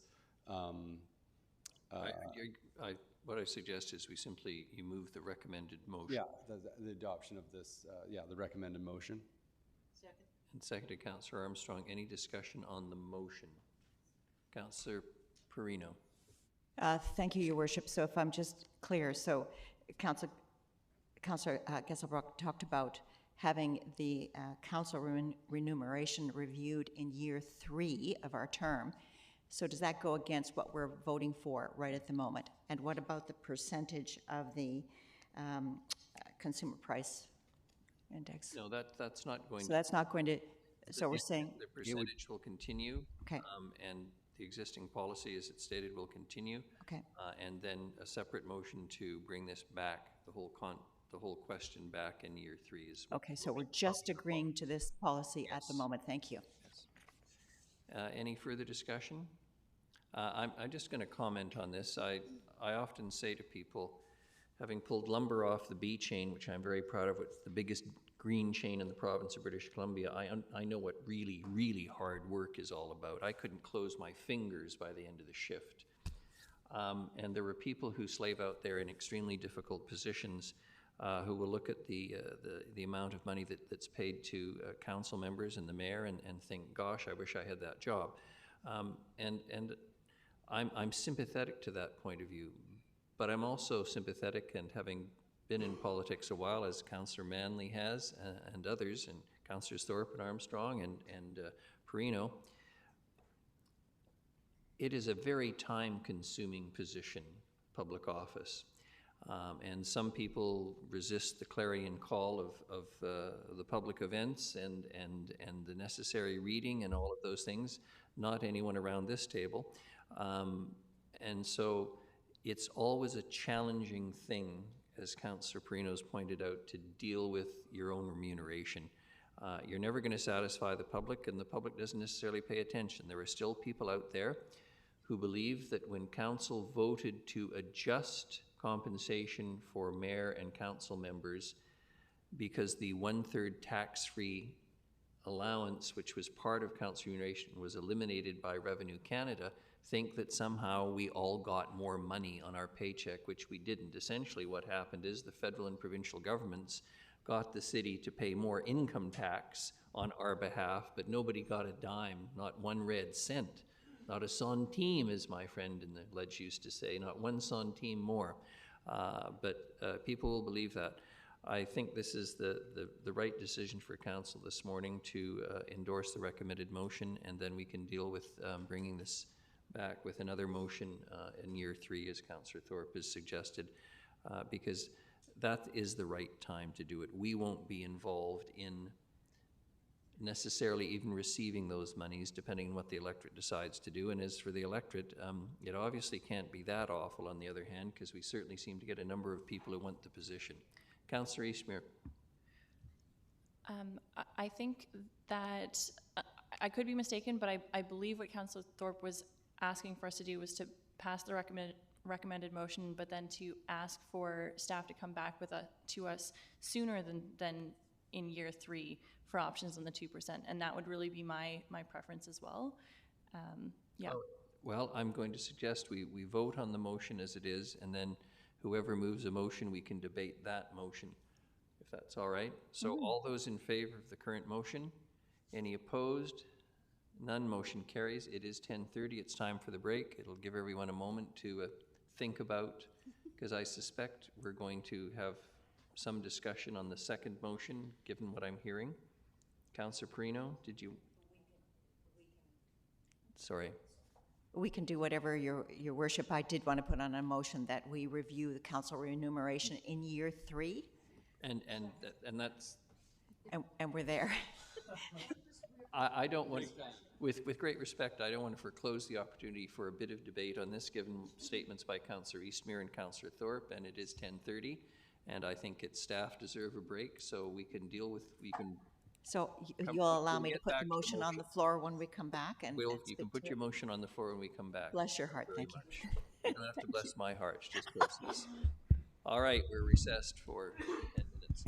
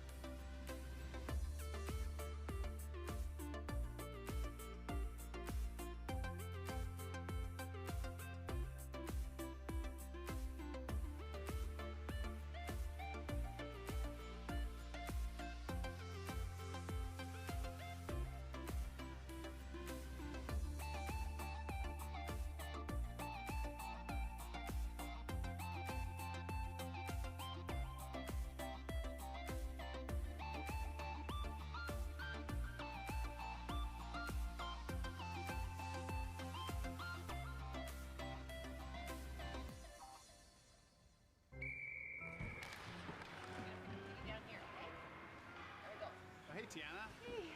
It sure is the coldest rink in town. Oh, yeah, buddy! Nice save, James! Wow, your goalie is keeping you guys in the game. Cheers. Oh, man, that's hot. Sorry, that's the way I like it. Oh. Go, go, go, go, go, go!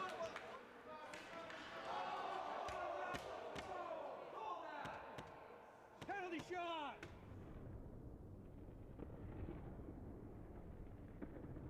Scalds from hot drinks are a leading cause of hospitalization for children under 5. 2 minutes, stand in the front, unsportsmanlike conduct. Hot tea and coffee will cause serious burns to a child in less than a second. Got a kid? Use the lid.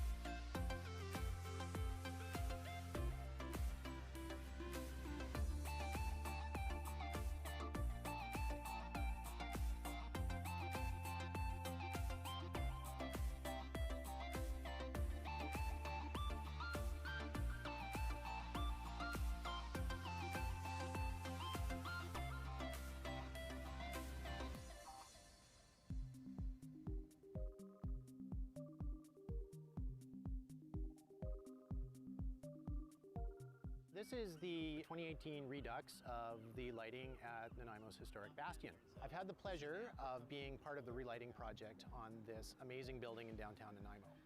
So what we did is we've replaced the original high-pressure sodium lights, which basically did an okay job of lighting up the bottom 10 feet of the building, and replaced them with modern LED lighting that has the capacity to change color.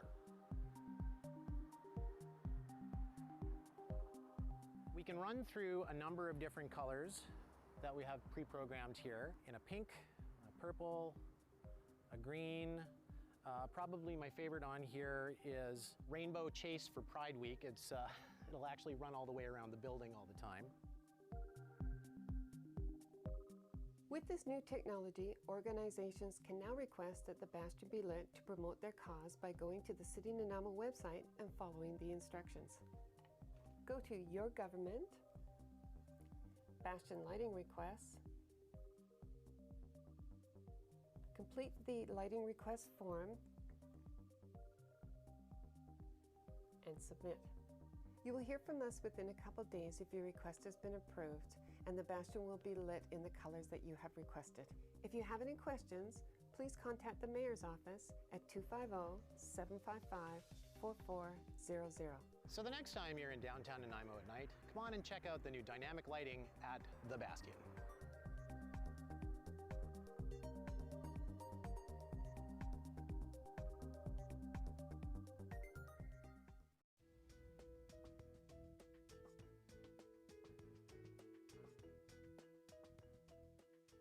We're here today to make a couple street names. There was some vandalism in town, and we're just going to make replacements. In the roads today, we're doing our Dundas Street and Bruce Avenue. They're all 8-inch, and we use 3 different sizes, mostly 24-inch, 32-inch, and 36-inch. We do use a consistent font with street names. This is actually my metal blank, so the only material here is the material that I actually will cut out in vinyl.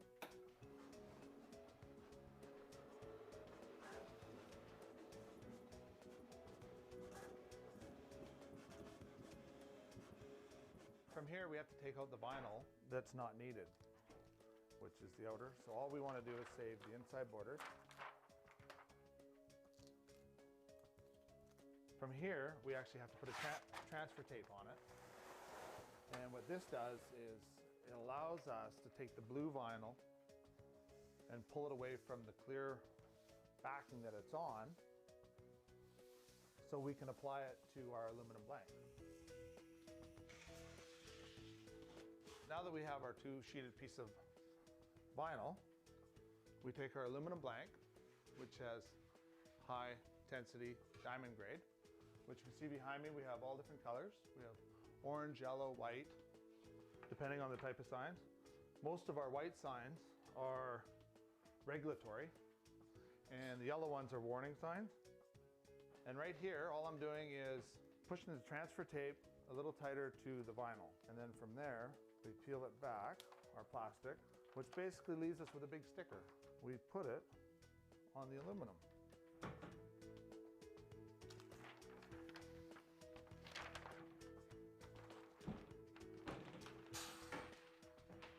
And when we're done here, we take our transfer tape off, and as you can see, we're left with Dundas.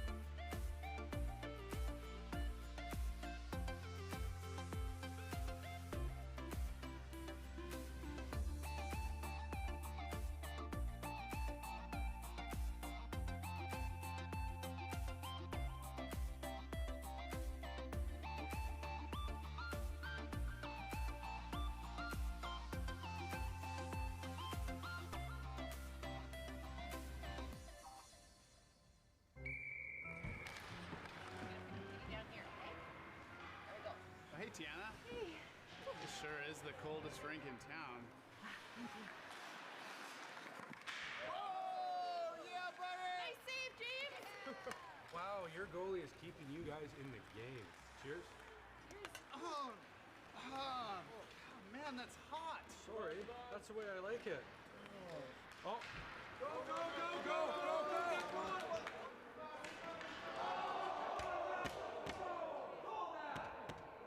Penalty shot!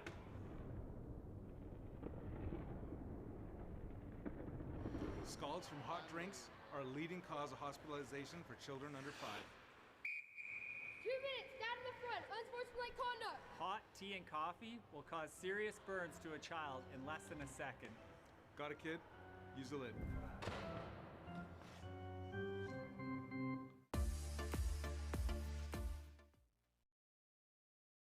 Interest in a motion? I'm not sure which motion's going to come forward, though. Councillor Perino? Thank you, Your Worship. I'd like to move a motion that council remuneration be reviewed in the 3rd year of this term to have any possible changes begin with the beginning of the next term. Thank you. Is there a seconder? Seconded, Councillor Armstrong. May I speak to it, Your Worship? Please.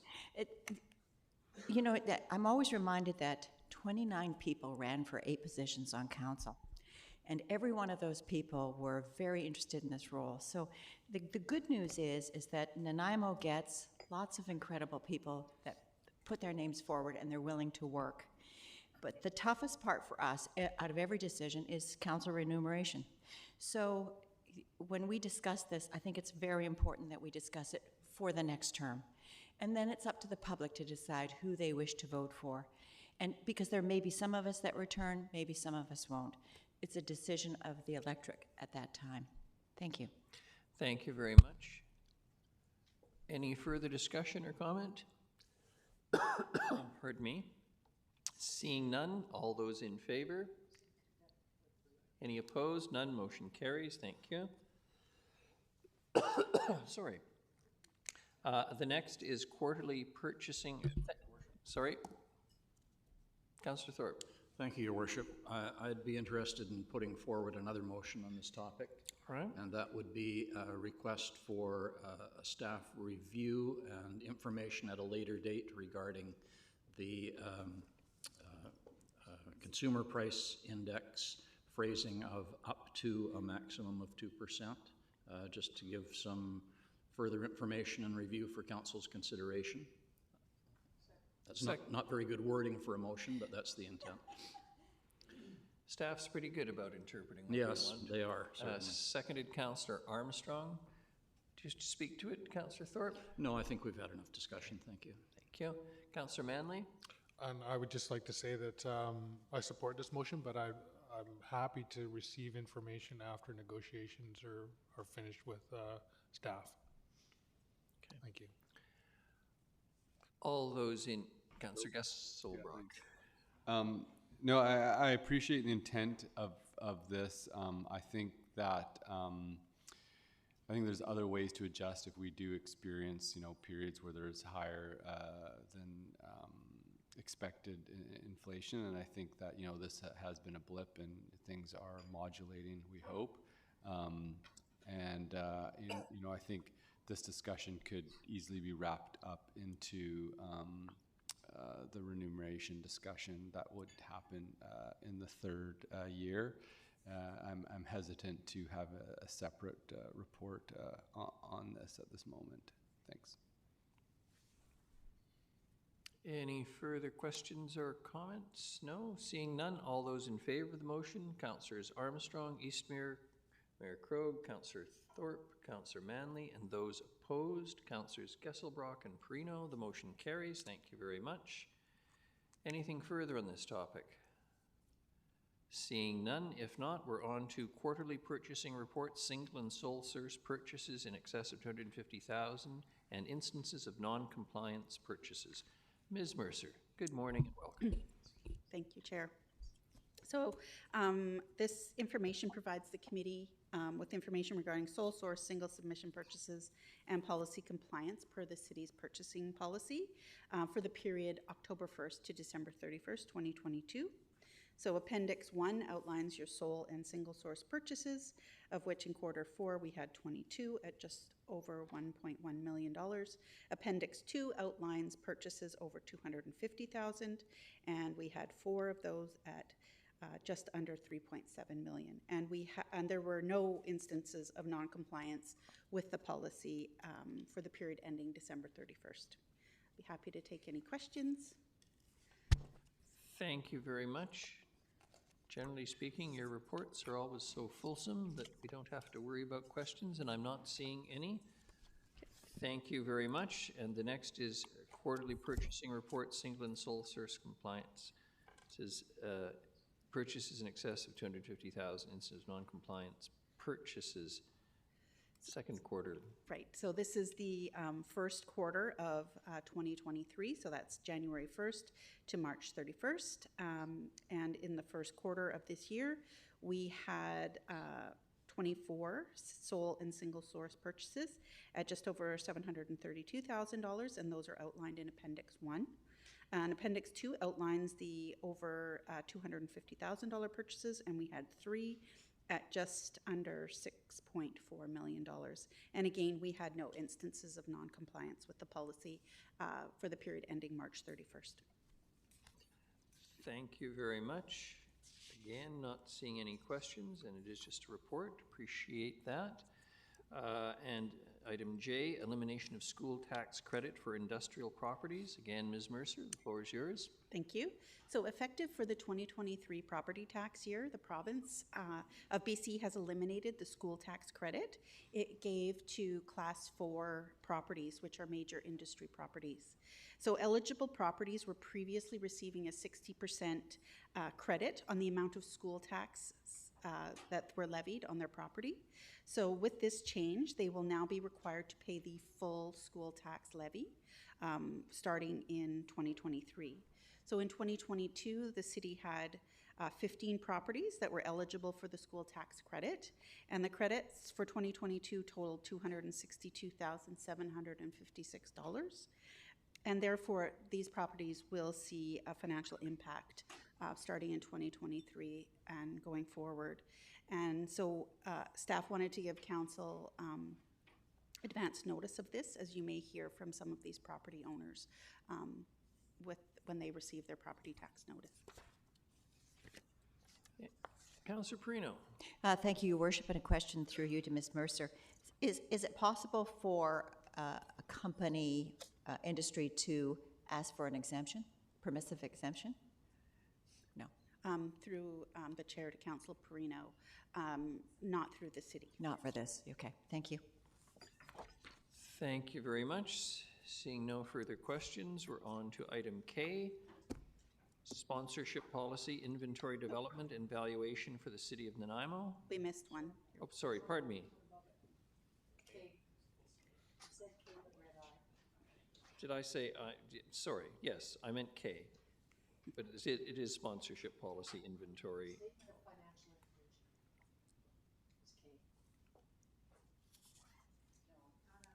Not in mine.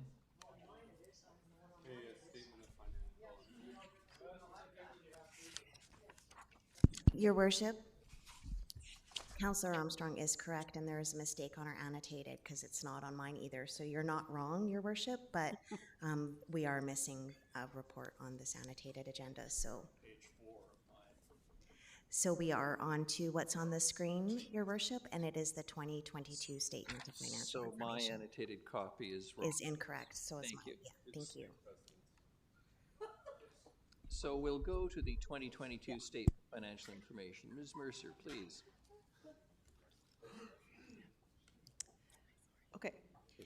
So each year, the city is required to prepare a Statement of Financial Information, or the SOFI, by June 30th of the following year per legislation. So the SOFI is mainly made up of a schedule of remuneration and expenditures, And that's a list of all council wages and expenses, as well as a listing of all staff earning over $75,000 and their corresponding expenses. The second is a schedule of goods and services. Now, this is a listing of all vendors who were paid over $25,000 during the year. This report also includes a schedule of debt. So all debt is included in Note 9 of the 2022 financial statements. And at December 31st, 2022, we had outstanding debt of $41.3 million. And that included the final borrowing of $280,000 for Fire Station Number 1. It includes a schedule of guarantee or indemnity. Now, all of this information is included in Note 12F of the financial statements. And the only item we had is a $2 million line of credit for the Port Theatre Society. And lastly, we have a schedule of severance agreements. And there were 3 severance agreements in 2022, and it represented 17 months of compensation. So I will note that the thresholds for both remuneration and goods and services, those levels have not changed in more than 20 years. So this list is going to continually get longer until they update those rates. So $75,000 for salaries and the $25,000 for vendors has been the threshold for, like I say, more than 20 years. So this report's going to get longer every year until they make those changes. But I'll be happy to try to answer any questions you have. Thank you very much. Councillor Perino. Sorry, another question. Sorry, Your Worship. I'm not sure exactly how to, with all of the remunerations, do you report them as an aggregate? As a grouping? We grouped them in the report as management, QP, and IAFF. And so they're grouped together. I wasn't sure if it was for us that it was all laid out, or if it was as in the audit, for example. I can't remember if it was done in an aggregate form or if it was, you know, when they talk about remuneration of over 75,000. Mm-hmm. So this is just a strict listing of everybody who makes over that amount. Any position, any person who makes over that limit is reported in this. So I just wondered whether the report is one thing, but I wondered how it was reported for the public to view. This report will be, the report that's attached to this will be a public report, and it will be found on our website. Okay, gotcha. Thank you so much. All right. No other questions for Ms. Mercer? Councillor Armstrong? Second. I'm glad you've got a recommendation in front of you. Seconded. Councillor Hemmons. Any discussion? All those in favor? Any opposed? None. Motion carries. Thank you. Now, Ms. Mercer, pardon me, Ms. Aguri, we can go to the sponsorship. That's correct, Your Worship. Inventory development and valuation for the city of Nanaimo. Yes. Mr. Harding, good morning. Welcome. Thank you again. Good morning again, Your Worship and Council. We have a lot of material to go through with Council today, and we're bringing back to you. This program started with the previous Council, giving staff direction to go out and do 3 major things in regards to a sponsorship program. One was a comprehensive sponsorship and asset inventory and valuation of what we actually have in the community. The other was to come up with a strategy to present to Council with options of implementation of the strategy, but also to keep that program going.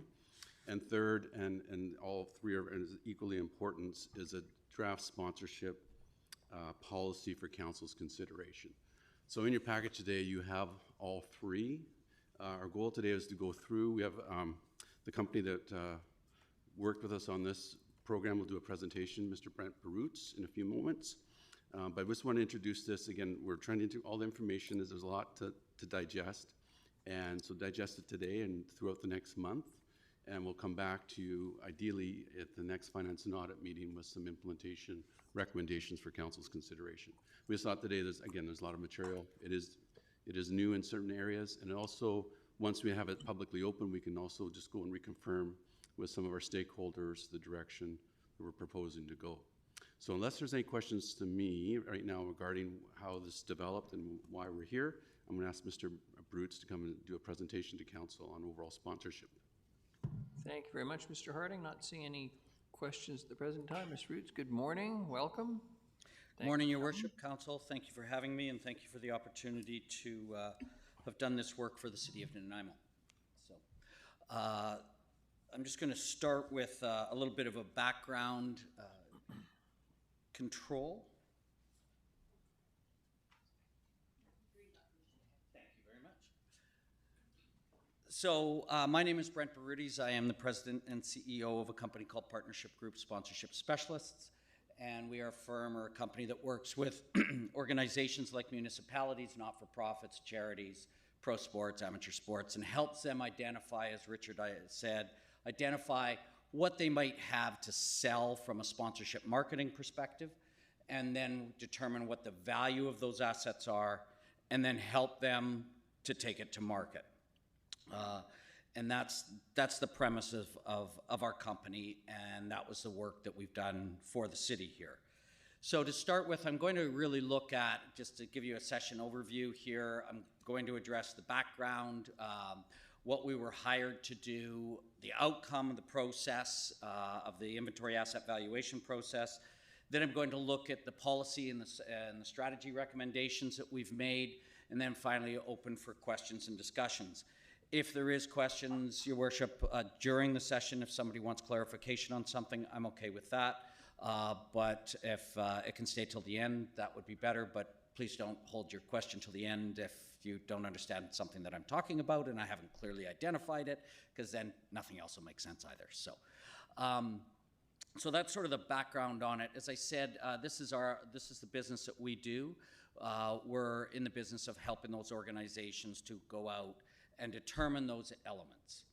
The real key to understanding, though, is, and before I want to get into this, is identifying for you what sponsorship is, what the definition of sponsorship is. And when we refer to it, this is corporate sponsorship. This is the industry accepted standard or definition. It's when a cash or in-kind fee is paid to an organization like the City of Nanaimo in return for the associated commercial potential to the City of Nanaimo. So it's a business relationship. This is not philanthropy. This is not community investment. This is not underwriting. This is not support. It is literally a business transaction. They will provide you, the city, with money, and in return, they will get exposure. That exposure might be associated to driving traffic to their retail store. It may be a government relations type of exchange. It might be to help them with a PR situation. It might be employee engagement, a whole bunch of different business objectives that that company might have. But that's understanding as we go forward through this presentation, and as you're looking at this going forward, that sponsorship is a business transaction. They're going to give you money, and in return, you're going to give them some sort of value in return. So the other thing is that I want to quickly go to a definition, or not a definition, well, I guess it is. This is from a competitor of ours, one of our biggest competitors, a company out of Chicago called IEG. But this is how they define sponsorship. And we like this definition, and this really looks at it to set aside what sponsorship is and what it isn't. And what it truly is when it enhances an experience that is happening at an event, a building, or a scenario. So what they say is sponsorship reaches people in an environment that matches their lifestyle rather than intrudes upon it. Sponsorship speaks to the public, not at them. So the difference is advertising is a push medium. You don't turn on the radio to listen to the commercials. You listen to the news, the traffic, the music, the DJs, whatever it is. You don't go to see a Clippers game to look at the illuminated signage or the rink boards. You go to see hockey. All those other things are intrusive. It's advertising. It works. But that is different from sponsorship. And philanthropy and donations are different from sponsorship. The difference is that sponsorship enhances an experience that's already there. And that's what sponsorship is when it's done right. If it does not enhance the experience beyond what you're already as a consumer paying for, then it's not a good sponsorship. So that'll kind of give you a background and the understanding of what sponsorship is and what it isn't. The second thing, I'm going to address this. I'm just going to take a look at the steps, the process, the work that we did, and the timelines, those sorts of things. But I was in Cape Breton presenting to council in Sydney a couple of weeks ago, and one of the things, the questions that came up, and I did the reference for them, but I wanted to share this with you as well. And this is some of the study information around what's happening across the country in corporate sponsorship in municipalities, as opposed to just me pontificating from this side of the table. So this was a study done by a competitor of ours out of Ottawa, the Centre for Excellence in Public Sector Marketing. And what their study showed is that 2/3 of Canadian municipalities presently are engaged in some sort of sponsorship or advertising engagement with corporations. And of that, half of those municipalities have actually been in the game for 10 years or more. And 94% are actively involved in marketing those assets. So not when somebody's coming to them to say, hey, can we be a part of this or part of that? 94% of these municipalities that are engaged are actually actively engaged. They're going out and selling their stuff. So it's interesting that most of the shift has been towards looking at how can we figure out what we have to sell, the work that you've done, what do we have to sell, what is it worth, and how do we bring in that money? So a study that we recently did, the Consumer Sponsorship Ranking, which spoke to consumers in the marketplace. And it was a big study. It wasn't on municipalities specifically, but we asked some questions on municipalities, and I want to highlight two key elements. Number one is that 85%, actually three, 85% of Canadians are open to the idea that buildings be named by a corporate entity. 1 in 2 Canadians, though, felt that 1 in 2 Canadians, 49% actually, agreed that it's okay to rename existing named buildings that were named after a benefactor. So that, as a council, you're going to either win or lose. It's 1 in 2, right? So, but 85% say it's fine to name buildings, but only 1 in 2 say take down a name and put up another. And the last little piece that I want to give to you out of that study that we had done is that 3/4 of Canadians believe that when a corporation is a sponsor of a municipality, 3/4 of Canadians say they should not be getting preferential treatment in any sort of way to acquire business. So that can be still achieved by going down certain routes and doing mandated and having the correct policy in place. So that's a little background. The work that we were hired to do was, as Richard pointed out, an inventory asset valuation. This is identifying things that can be sold, whether it's a naming right on a building, an association to a program like a swim program or a skate program or the summer programs, or whether it's association to trails or other elements going on. So our job was to identify those assets, and then we were tasked with determining what the individual market value for those is from a marketing perspective. And then from there, we can tell you how much money you actually have sitting on those shelves of potential sales opportunities. And from that, we can look at some metrics to determine how much money you should be generating on an annual basis in such revenue. The second thing that we were then mandated to do was to develop a naming rights and sponsorship policy, and then finally to develop a strategy for monetizing that work. So what have we actually done? We've completed the IAV. You're going to see some numbers here, and you saw some in the report. You have a draft policy in front of you already, and you have a draft strategy. So that component of the work is all complete. So the next step is for you to move forward, and monetize effectively and efficiently once you pass the policy or make changes to it and pass it, and endorse the strategy itself. So if I'm to take all of that information that we put into the report, I want to kind of summarize it for you, and it is in this way. That the spreadsheet, that inventory asset valuation, that list of all the stuff that you have, it has 2,400 line items or 2,400 unique assets that could be sold. Those extrapolate into 17,000 actual assets. So I use the example, you have a rink board for sale in NIC 2, in the second arena at the Nanaimo Ice Center. That's one of the 2,400. It's a rink board in NIC 2. But there's 10 rink boards available, so that extrapolates by 10. That's how we get to the 17,000. There's lots of multiples of some of those elements. So that's kind of, but basically you got 17,000 pieces of stuff on a store shelf to sell, of which 2,400 of them are unique. All of this, when it was valued out, comes to a total of $9.4 million. Don't get too excited. That's not going to help you on your bottom line at that level. So at $9.4 million is what all of those assets are worth. If you sold all those assets, you would look like a European hockey jersey, and that's probably not where you want to go, because none of you would be reelected.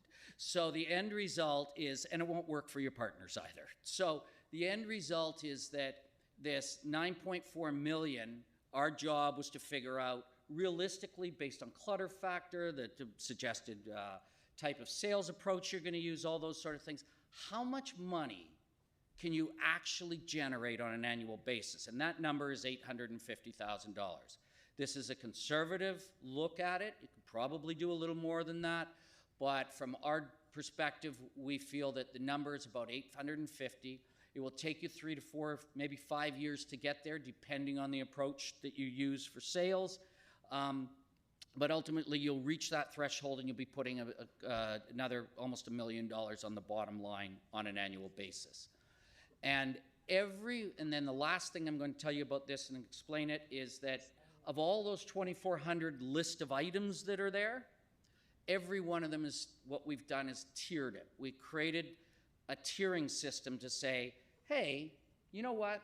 This is a pretty commonplace item, and it's a logo on our website on a sponsor page, so buried someplace that nobody's ever going to see it anyway.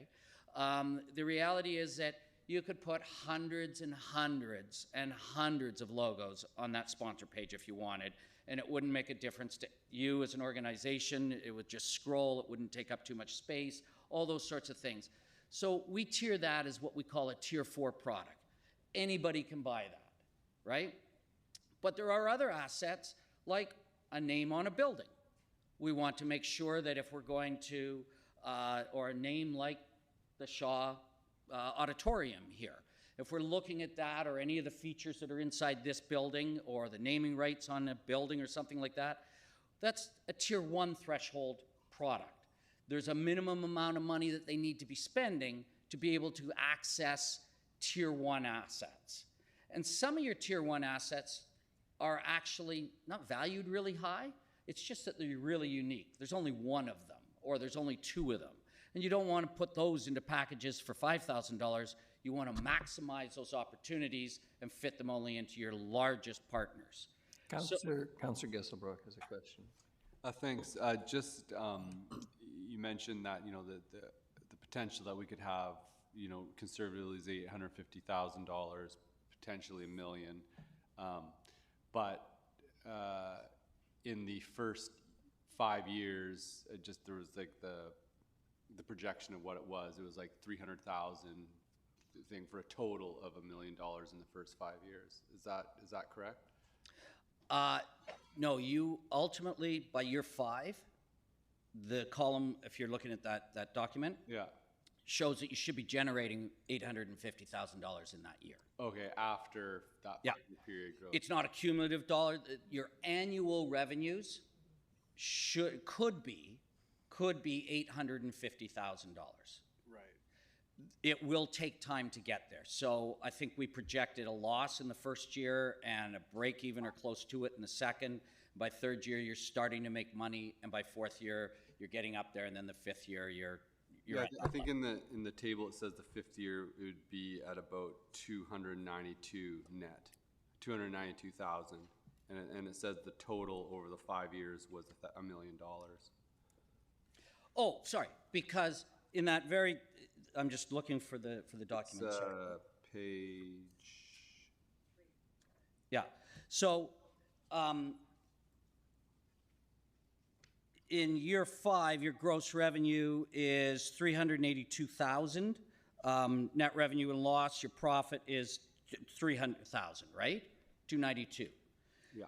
So when we look at these numbers, that is cumulative. You will be, or you can be at that level if you follow the strategy to be generating $850,000 a year, or about 9% of the total value of your inventory. Okay? Does that make sense? Yeah, I'm gathering what you're saying is that to get to that 850, it'll take longer than 5 years if we follow the strategy, but eventually we'll get there. If this is, the numbers that are here are for looking at an external, and I'm getting to the strategy in a moment, but are for using an external sales agency or help, and not selling all your assets, like not all of the assets that would generate $900,000 or $850,000, but select ones so that you can generate cash quicker and sell prime products rather than fully integrated undertakings, and hiring staff and having a higher. The process is much slower if you actually build it in-house. If you external it, you can sell probably 4 or 5 major naming rights and bring in $300,000 or $400,000 or $300,000 a year just with those, not looking at the whole 2,400 asset list. Okay, thank you. Sorry about that. Yeah. Okay. So those are the 4 tiering levels. The top tier level would be your partners that are spending $40,000 or more with you a year. Tier 2 would be the ones spending between 25 and 40, and so forth and so on down the list. You'll also see that what we're suggesting is you should not be doing any sponsorship deals for less than $3,500. It's just not worth your time and effort. So, there were 2 key observations that came out of this, and I want to address both of them. Number 1, the tremendous opportunity here to add additional revenues and enhance citizens and users' experience. Remember that sponsorship, when it's done right, enhances the experience of people going into a building, attending an event, participating in programming. It enhances that experience. Number 2 is that at present, there are no staffing levels to actually undertake this, existing or available. So there's nobody mandated to sell it. You don't have a body, you don't have a budget for it. So that you need to understand that to be successful, you are going to have to find some way, whether that's internal sales or external sales, but to budget for that. There were 7 key recommendations that I wanted to cover off quickly. Number 1 is that you need policy and strategy, and that is included in the work that we did for you, and you already have it in the draft versions in front of you. Our strategy needs an endorsement, we suggest, of administration and council, and should include a 5-year pilot project. So at the end of that 5 years, council can look at it and say, hey, this has been successful, the community's doing well, we've raised money, and there's been minimal or no negative feedback, the user groups are happy, everybody's happy, we will make this permanent. And if for some reason it's not working, it's not like you have to dismantle the whole thing, shut it down. It was a pilot project to begin with. The third thing is that you need to look at a centralized sales model to be utilized, and what that means, whether you're selling externally or internally, whether you hire your own staff or you use outsourced, that it should be a centralized model. There should be, it reports into one person, whether that's the CFO, whether that's the CAO, whether it's the recreation director or GM, it doesn't matter where it's going to go. Could go, some municipalities have it reporting into economic development, but the scenario is it needs to go to a single entity, and that group, whoever is mandated with selling, is selling all sponsorships. That means that for the going out and selling rink boards and going out and selling bus shelters and going out and selling inside this building or anywhere else, it is that one department or that one person or that one mandated element that's responsible for generating that revenue. That will make sure that everybody is working on the same wavelength and everybody is selling the products at the same values.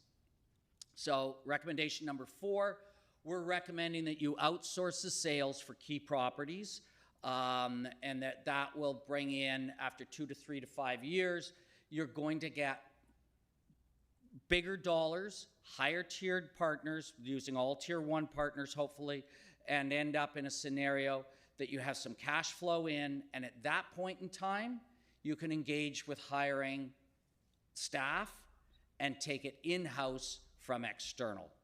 In the long run, you're better off in-house. In the short run, you can get your money faster if you use an external sales. But what you do need to do from day one, or probably not day one, but shortly thereafter, is to have a fulfillment person. And that's somebody that when you sign a contract with an organization, somebody that's working with the 4, 5, or 6 different departments within the city to make sure that everything you promised actually gets delivered. Number 6 recommendation was you need to have excellent communications in regard to historically named properties. If you decide you're going to do things like rename Rotary Bowl or the Frank Crane Arena or something like that, you want to make sure that the communication is in place ahead of time. Those families or organizations are addressed and spoken to. We have had some disastrous situations where nobody talked to anybody and the big announcement happens, and in other cases where it ran really smoothly. And I can tell you that those have all happened in large and small municipalities and everything in between. In addition to that, you want to be able to make sure that all communications are all going to work on any building existing. When you start to look at it, I'm just going to backtrack for a sec here. When I suggested that you recommend the outsourcing on key properties, that was properties that something like you own the rights to sell the sponsorships within this building and the building itself.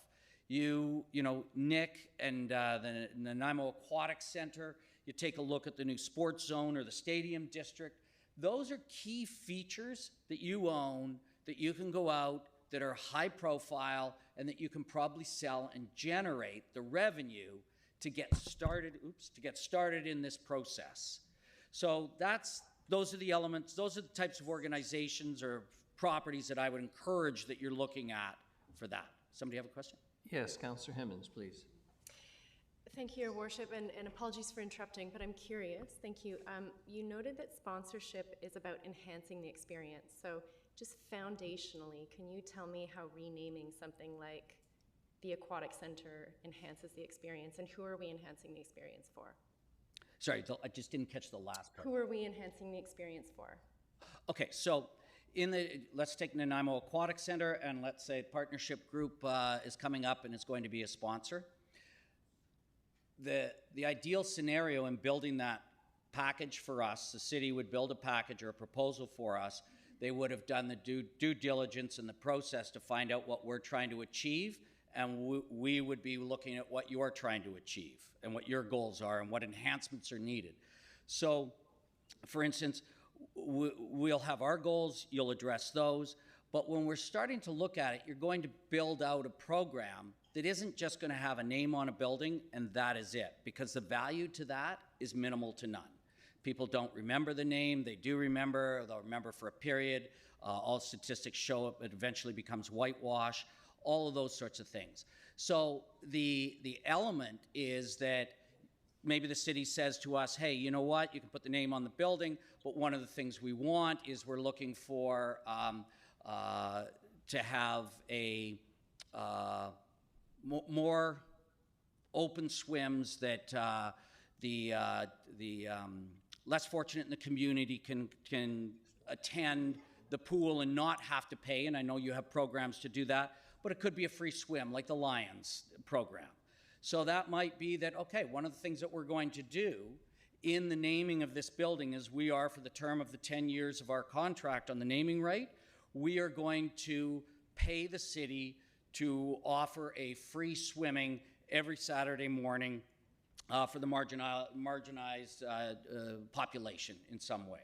So recently we just helped the city of Edmonton to negotiate that deal with Jumpstart. They're putting their name on the building, but they're also accessing to make sure marginalized and the underserved populations are getting access into the building, so they don't have to pay membership fees and all those sorts of things. That's the true essence of sponsorship. When it's really done right. When it's not done right, it's a logo on a building and nobody benefits. And I think that's my concern, but you've just addressed it. As long as we're negotiating with, if we pass this and we negotiate to rename some big building to a corporate name, or, however we do that, I'm going to need to see that there is actually benefit to the community for that. Absolutely. So thank you for answering that. Yep. Okay, good.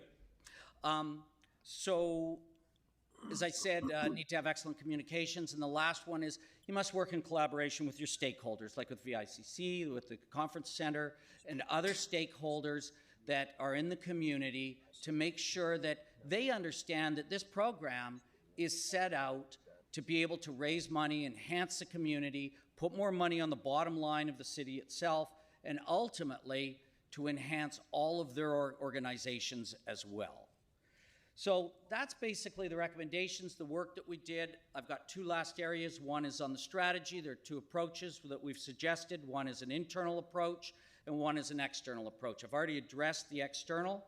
You're going to want to look at something that will allow you to get money quicker, bring it in the door, but again, still following that same premise that these are deals that have to be what I call win-win-win. Your partner has to win. Partnership group, if I put my name on the building, I have to have value out of it, or I could spend that $70,000 or $60,000 a year investing way better in my future as a company. But at the same time, the municipality has to win. You have to get the money and put it on the bottom line, and the community has to benefit in the way that we were able to structure the naming rights deal with Jumpstart, and the city's about to announce, the city of Edmonton about to announce a second one like that with a private corporation. So that's the first step. If you go the internal sales approach, it means you have to hire somebody. They are probably not going to have the network in the community like an external sales company does. Those sorts of things. It will take you longer to reach your minimal threshold and your higher thresholds.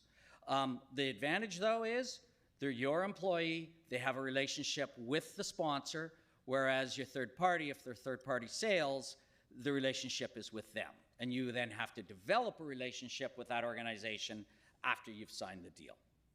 So that's on the strategy. And on the policy, there's some key elements, and then I will open the floor to full questions. So number one, your policy, the draft policy that's in front of you, it has a scope in it. Your policy needs to, and it must ensure that it talks about the scope. Who does this involve? Does it involve just the buildings you own? What about the buildings that you own and other people are in? What about, does that affect you as elected officials and administration and those sorts of things? So it addresses the scope in there. And in addition to that, what are the restrictions? Who will you take money from? Who won't you take money from? Will you take money from cannabis? Will you take money from cigarettes? Will you take money from alcohol? Will you take money from organizations that sell firearms or ammunition? And in a lot of cases, the first reaction by councils, no, we'll never take money from those people. And then you just kiss goodbye any money you will ever get from Jumpstart because Canadian Tire sells recreational firearms. And so you need to think those same types of things through, and we've addressed that in your policy. The procedures are in there, the process that has to happen to be able to get approvals, and then ultimately where that funding is going, where we've recommended that funding goes to the bottom line of the corporation itself. So as that money comes in, it doesn't, if it's a naming right on Nanaimo Ice Center, the money doesn't go to Nanaimo Ice Center, it goes to the corporation.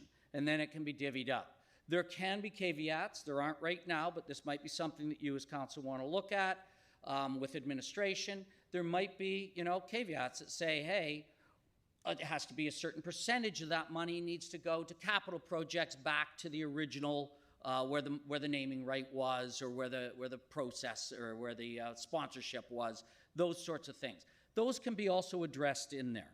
And finally, there's a delegation of authority.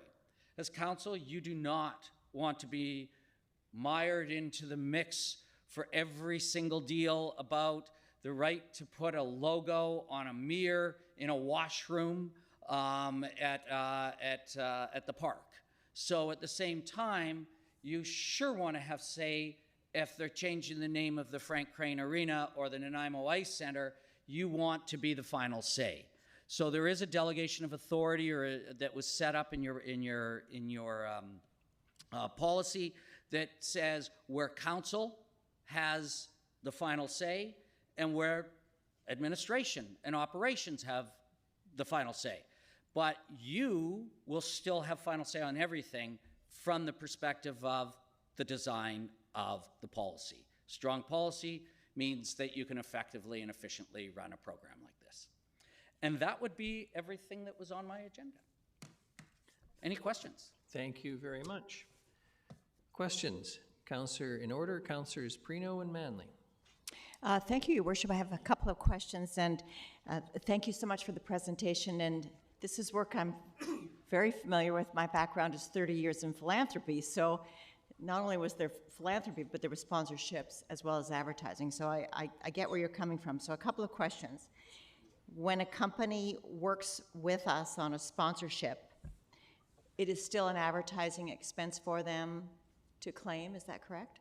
100% claim on an advertising Do you mean the expense? business? Yes. So very clearly the CRA identifies that if a company gives the hospital foundation $100,000 and they get nothing in return because that's different. That's different. But I'm just going to address that.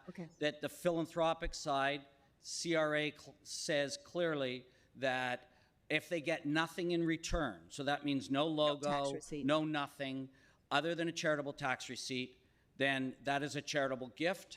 They get a charitable tax receipt. That's right. A company can also choose to do that. Very small percentage of companies actually do. Yes, I know. What they tend to do is do sponsorship.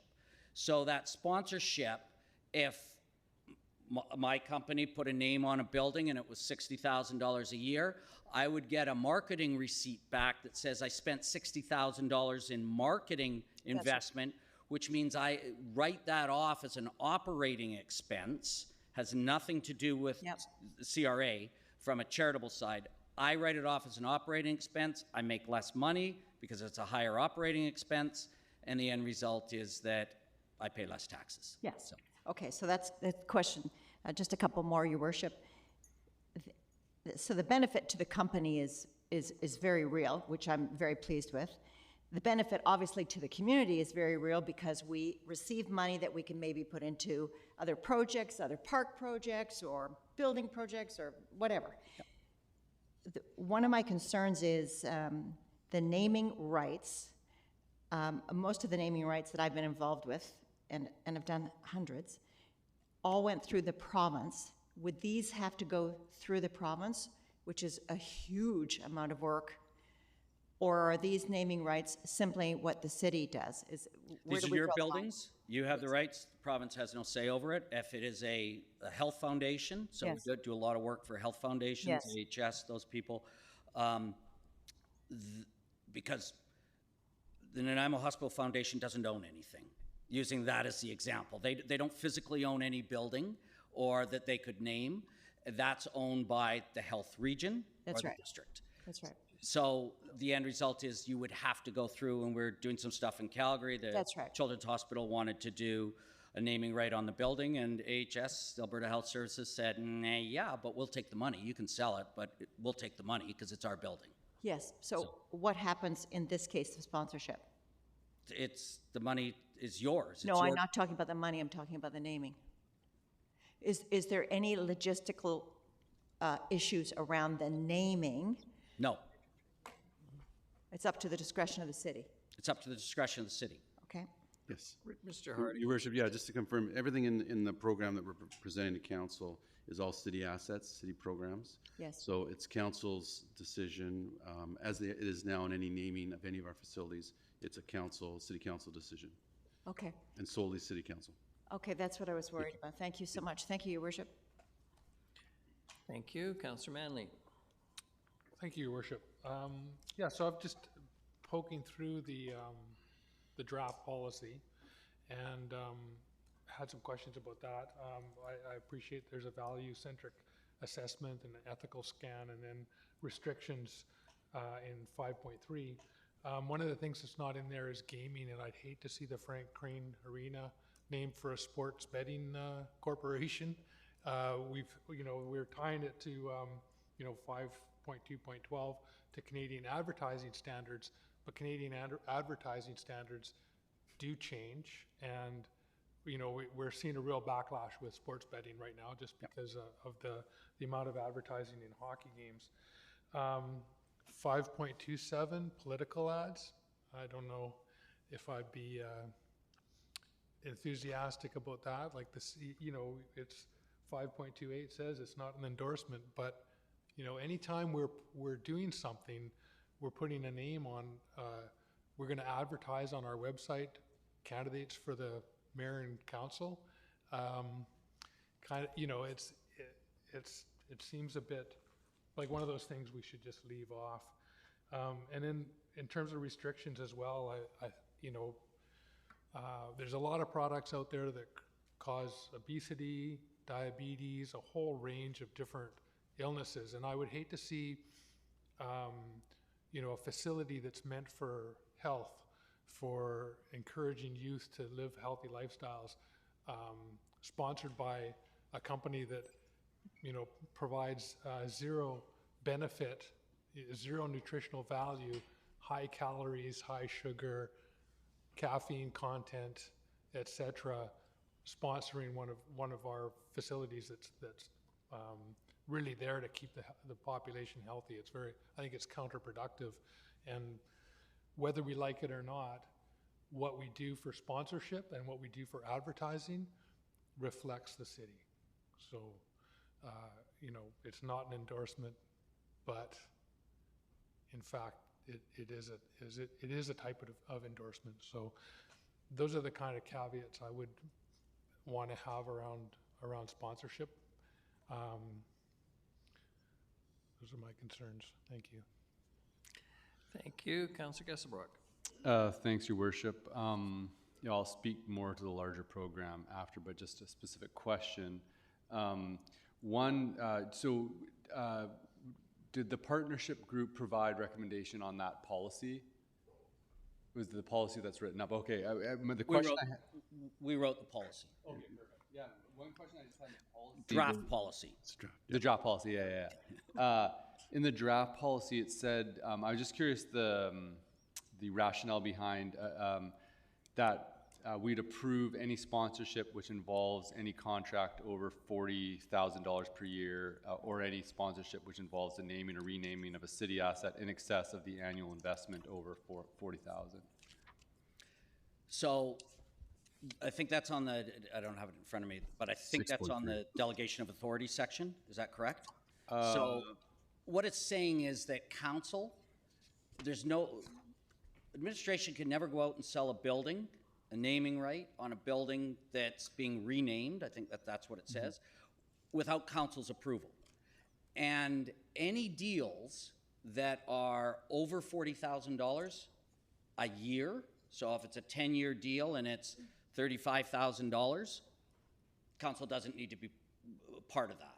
But if it's over $40,000, which all your major naming rights would include, then council has to be involved and make the final decision. Okay, I misinterpreted. So it's not we have to approve anything that's over $40,000. It's just that you need council consent to approve anything. Okay, that makes a lot more sense. Yeah, you don't want to be in the midst of all of that.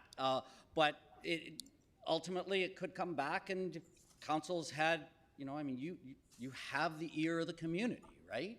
And so the end result, and in most cases, communications are going to do all the legwork beforehand. You've decided that I can tell you that with the naming right on Jumpstart, it went to focus groups and everything else before it was put in front of council. So council had the necessary information that was required to be able to make a conscious and educated decision. Great, thank you. The second question I have is just it said, I can't remember exactly when in the policy, but there's something around ethical scans, and I just wanted to ask what does an ethical scan sort of entail, and where have you seen that be used in the policy? And is that a recurrent thing that happens once a year? Or so we believe that, and coming back to Councillor Manley's identification around maybe there's a bunch of things we're not going to take money from sugary drink companies. You know, that is in your policy. So an ethics scan will look at it to say, hey, for example, you might want to do a deal with Keurig. Well, you better do the due diligence in the ethics scan to find out that they are actually owned by Dr. Pepper. And if you've got a mandate that says that you're not taking money from sugary drink companies, you have to follow that. But also, you're going to take an ethics scan, and we've created this for municipalities and not-for-profits and charities and others, depending on what their goals are. People that probably used it most widely are World Vision Canada. And in that ethics scan, you're going to look just to make, and these aren't deep dives, they're pretty high level, but with internet the way it is today and Google, you can take a look, and if you do an ethics scan on, say, Loblaws, you're going to find out about the fire that burnt down, I think it was in Pakistan, where they were producing all the Joe Fresh clothing, and there was, you know, it wasn't a pretty sight. So that's going to come up, and in an ethics scan, it's set up as a rating format that would identify, is that still an issue? Have they got past that? What is the public perception of it? Because you want to make sure that you're squeaky clean and they're squeaky clean. Mm-hmm. And in situations where, say, because of a relationship, there's an enhanced relationship because there's a partnership with the city and a sponsorship, and if the city is purchasing goods off of that organization, like one comes sponsor many things is like Fortis Gas, where the city is, you know, buying natural gas, and we may be making decisions around buildings and that where you know, choosing different types of energy systems. Like kind of where the line is drawn around like that degree of relationship, because I mean, I imagine that the city's in business relationships with a lot of the companies that may want to be sponsors of us. For example, like even Tim Hortons would be an example. Yeah.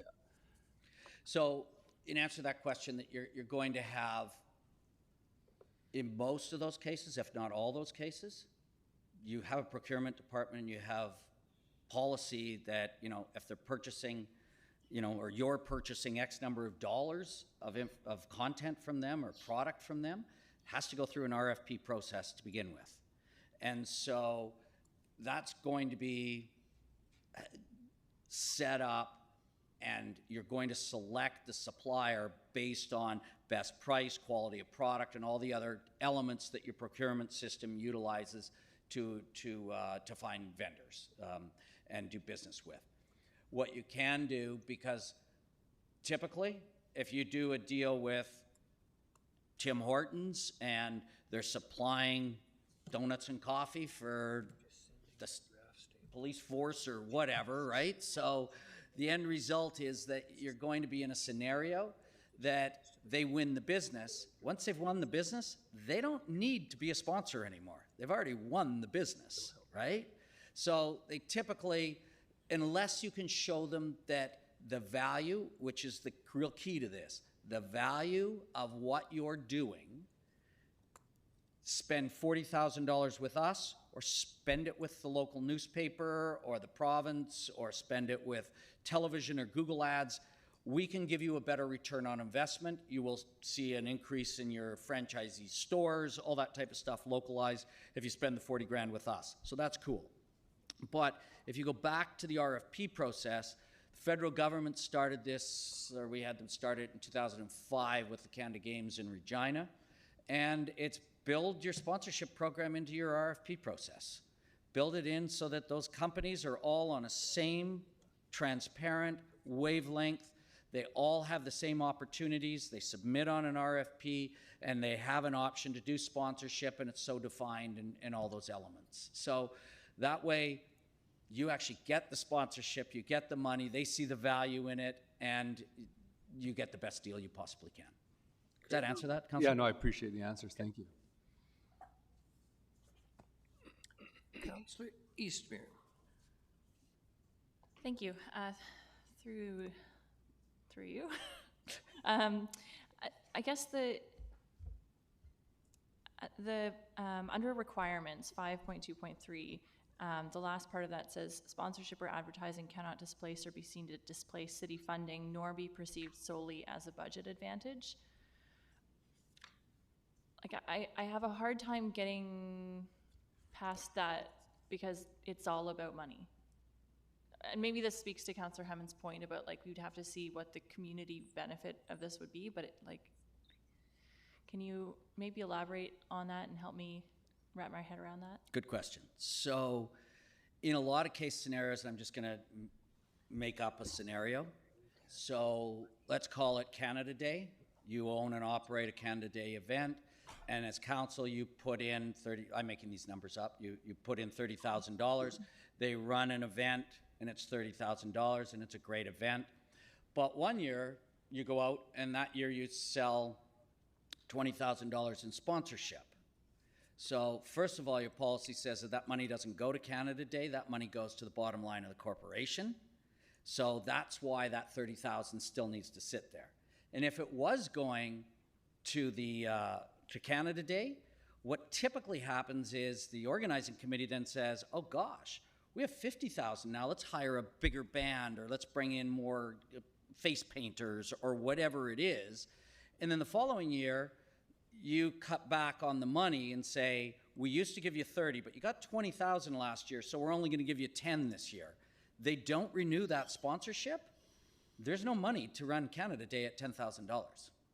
So you want to make sure that it's not replacing the budgeted items that you have, and that money then doesn't go to specifically those events. It goes to the bottom line of the corporation.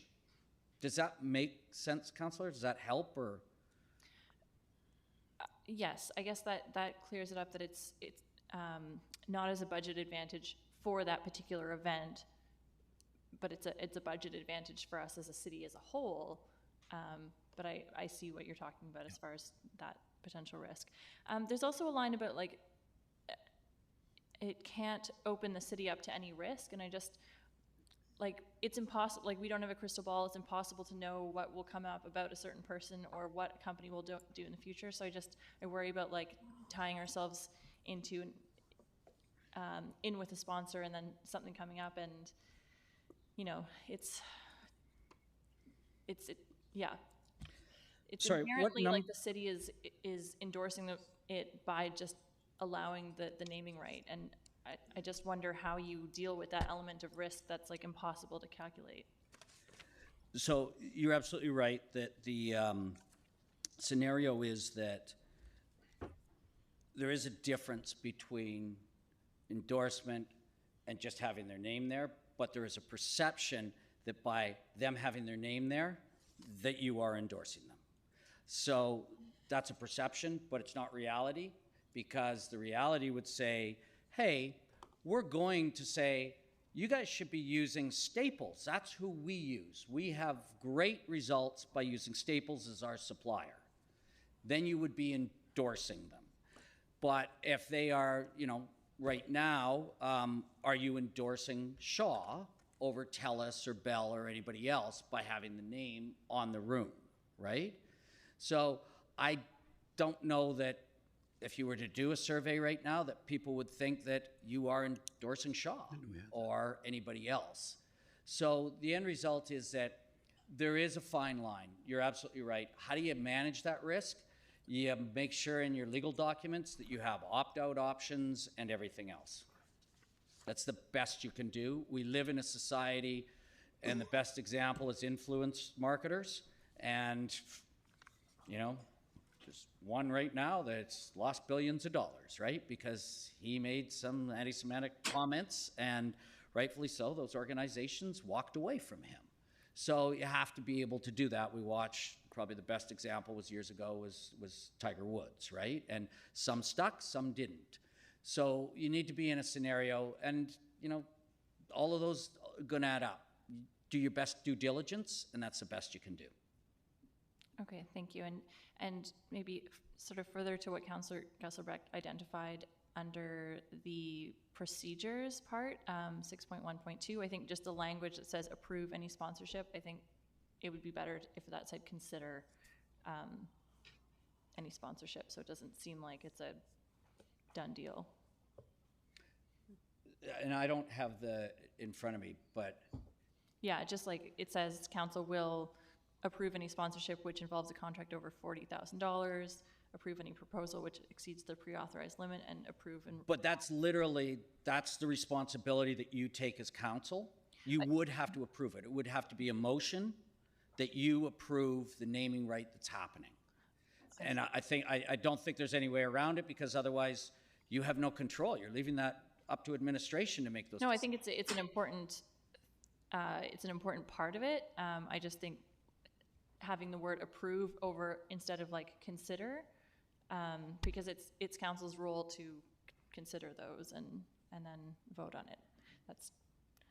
But the vote gives approval. That's, sorry. I see what you mean. Okay. Thank you. Any other questions? Your worship, so this is just getting it on the table. The idea was to bring this material back for another conversation. It gives you time to digest it. This is a draft policy and strategy prepared by the consultant. As he's indicated, this is not an arena that other, pun intended, I guess, that other municipalities are not in. A lot of them are and have been. So it's establishing business relationships with corporations as well as other stakeholders. So it's certainly open for discussion, and it's going to take a while to, the idea of a pilot, but I think the example that we used for this building, all the rooms in this building have naming. Some of them are persons, some of them are other things, but and some of them won't change, but some of them need to be revisited. The contract or the thing with this auditorium is expired, and it's still called the Shaw Auditorium. So, you have to ask the question, well, why are we doing that? So it's just the idea of a pilot for a building or a place in arenas. I have an example. When I was in Pitt Meadows, we had a 3-sheet arena, and we did this process, and it was kind of a humorous one because it came back, and the winning or the leading bid was a company called Maple Ridge Chrysler, and this was Pitt Meadows. So the council said, "Are you kidding? It's another municipality." So no, but they did agree to naming the internal arenas. One was the Boatsett Wagon Rink, one was the Chrysler Rink, and one was another rink. So there was an example where it was acceptable to them, and there was revenue that came to the municipality for that facility. So I think it's just part of your journey of looking for revenue sources for the municipality and trying to find some relief where you can to the general taxpayer. And we've just had fees and charges conversation, and this is just another example. And we're lucky enough to have Mr. Brudy's here to support us in this journey, and you'll be in complete control of where this goes and how fast it goes. And so the idea was too much to digest in one day, but just maybe come back next month with a second conversation and see where we go. Councillor Manley. Thank you, Your Worship. Yeah, just a question around the Shaw Auditorium. I guess when that contract was signed, there was probably some benefit that, to setting up the camera system, and did they pay for staff, or what was that agreement? I like the example of the Jumpstart agreement, like having benefit to the community and people being able to see what that benefit is, and so I'm just curious about what that arrangement was with the VICC, if anybody has that background, and how long that contract was. Through the chair, I think we could, if we wanted to explore this building, because that's only one room in this building, we could the naming rights for any naming rights in the contract with the service provider that operates this building, it's been transferred to the city. So if there's any naming rights that go on any components inside this building, it goes to the city. The contract doesn't allow the operator to do that. It's the city has that right. So I would suggest that there's an opportunity to visit this as an example of building and look at what are the naming rights in each of the rooms and take a look at that. We have that, Mr. Corson's already done all the due diligence on that and it's ready to go. So that'd be a great example to, take a look at this. But there's probably an example where one of the reasons we still have Shaw service for our council meetings is the fact that it's got the name on it. Yeah. Because they've removed themselves from most municipalities in the Lower Mainland, I know that. So we'd have to think about that. That's a benefit to the community by having that naming right on this room. That's an example of a sponsorship in a way. And it's quid pro quo, like they're getting the value and you're getting value. There's no cash in it though, right, anymore. So. Okay. I'm going to go Mr. to Corson have Councillor. Sorry, that was good. Thank you. Sorry, you one. The table there. Yeah, no, Mr. through your Corson. worship. Yeah, I think the best would be to, we could bring a report to you summarizing each of the sponsorship agreements in this building, because each room had a unique sponsorship agreement, and some of the agreements are in perpetuity and some are for 10 years. So there's a few that we are probably stuck with, and there's some that we can amend. And the Shaw one was a bit unique, just like we were discussing about the coverage piece. Right. And when Shaw invested in here, they did bring a lot of technology into this room. But Councillor Mann, I guess you weren't here, but at the time, just a few years ago, we actually updated all the technology in here because it had aged out. So, their generous donation at the beginning is no longer in this building because we've taken it all out. So, Okay. Yeah. Thanks. Thank you. I'm going to go to Councillor Thorpe next, and then Councillor Gesselbrock. Councillor Thorpe. Thank you, Your Worship. First of all, I apologize for being up and down several times in this meeting, and I will have to leave in just a minute. But I wanted to first of all let Mr. Barutis know that I really appreciate the work he's done on this report. I certainly would support moving ahead with this initiative, and I think a lot of the details will get ironed out if we do move ahead and look at them more carefully. As you were speaking, I was reminded of our local curling club, which I used to be involved heavily with, and maybe 15 years ago, maybe even 10 years ago, their policy was that they would not allow any advertising even on the walls around the ice surfaces.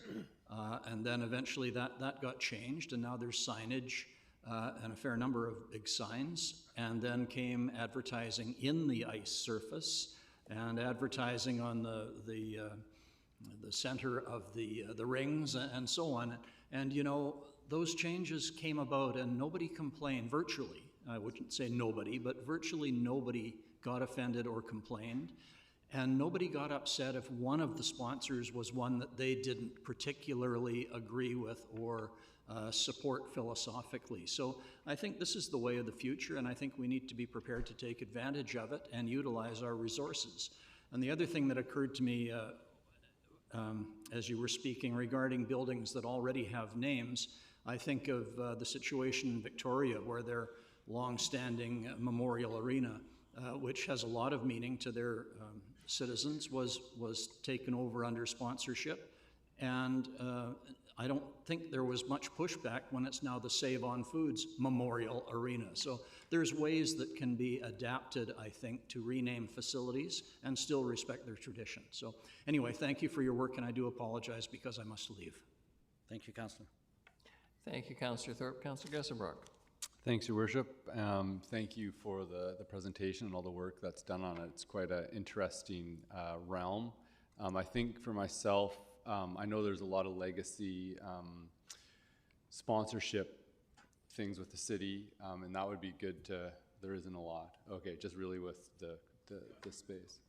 Okay, so there are some legacy items that I think that'd be worthwhile to bring forward and formalize under a policy.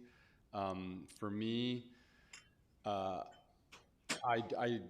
feel uncomfortable with sponsorship. I do feel like it's a pay for influence, and it's a muddling of intents. Like, a company has the purpose, and a lot of times, especially larger ones, to make money, and that's the reason why they're entering into the sponsorship agreement. And there's many layers when you have this constant exposure that it just gets into the subconscious of people, and it's just like the relationship that's already been.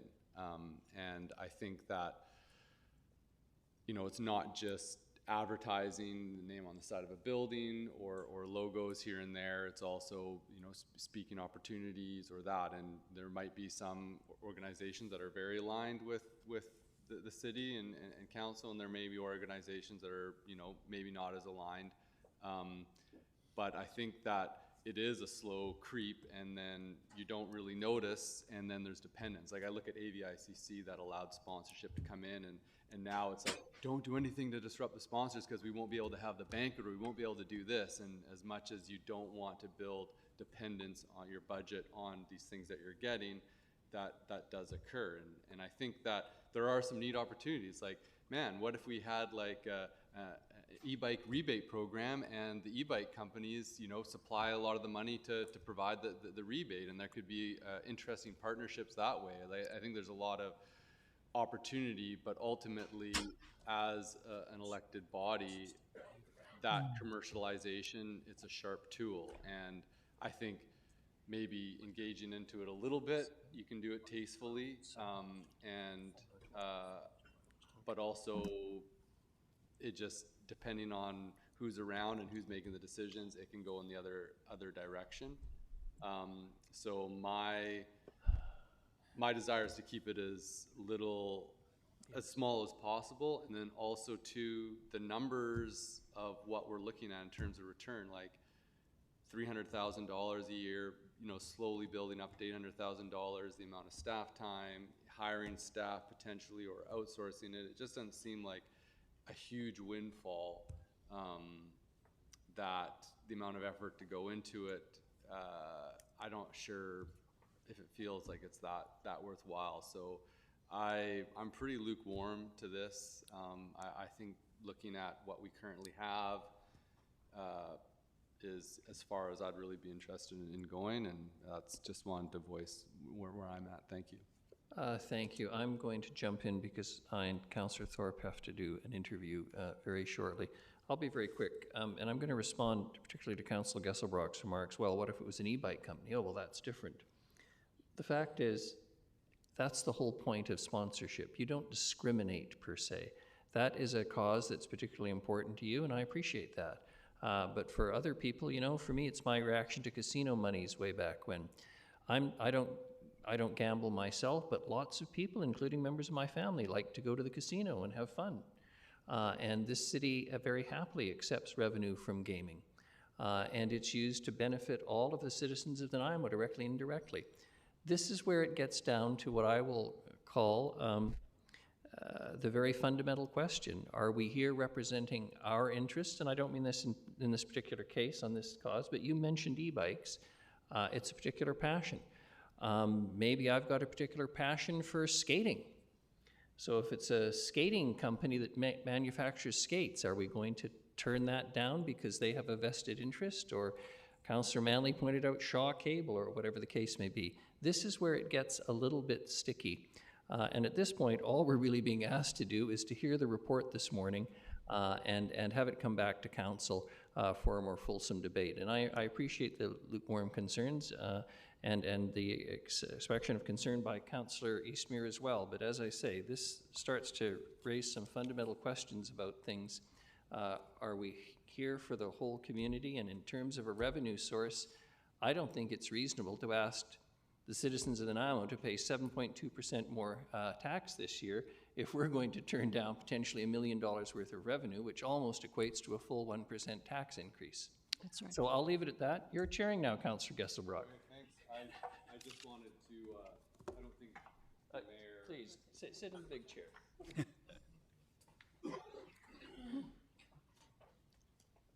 Yeah, I think the mayor's misconstruing a little bit my point about e-bikes. I'm saying that I can see the potential for some interesting partnerships, but in whole, it is still preferencing a particular group and allowing them more interest. You know, if it's one e-bike company and they build relationships, then it can influence your procurement, a whole bunch of things. And I think that there is some ethical considerations to have in that. And I just wanted to make that clarification that it's not, I'm saying pursue that and don't pursue other things. Councilor Perino. Thank you, Chair. I just wanted to add a point that having come from this work and knowing it, so well, you can make restrictions, and you can really tighten it. It's okay. Everything you're talked about is correct, and there are ways around keeping it as tight as you want to be, so that you can allow some and not others. But I think the one point that we have not said this morning is that when we do sponsorships like this, we celebrate our businesses. Those businesses that come forward to put sponsorship money down for whatever it is, whether it's a what do we say, something in the ice rink or something on a building, whatever, we're allowing them the opportunity to be promoted. And that's exciting to me, because everything in Nanaimo, I want to see excel. I want our businesses to do well. And if it helps them to sponsor us and have their name out there, I think that's a plus for them, and I'm willing to take a look at it. And we can do it within the tightness that you've talked about, so that, because I get your worry.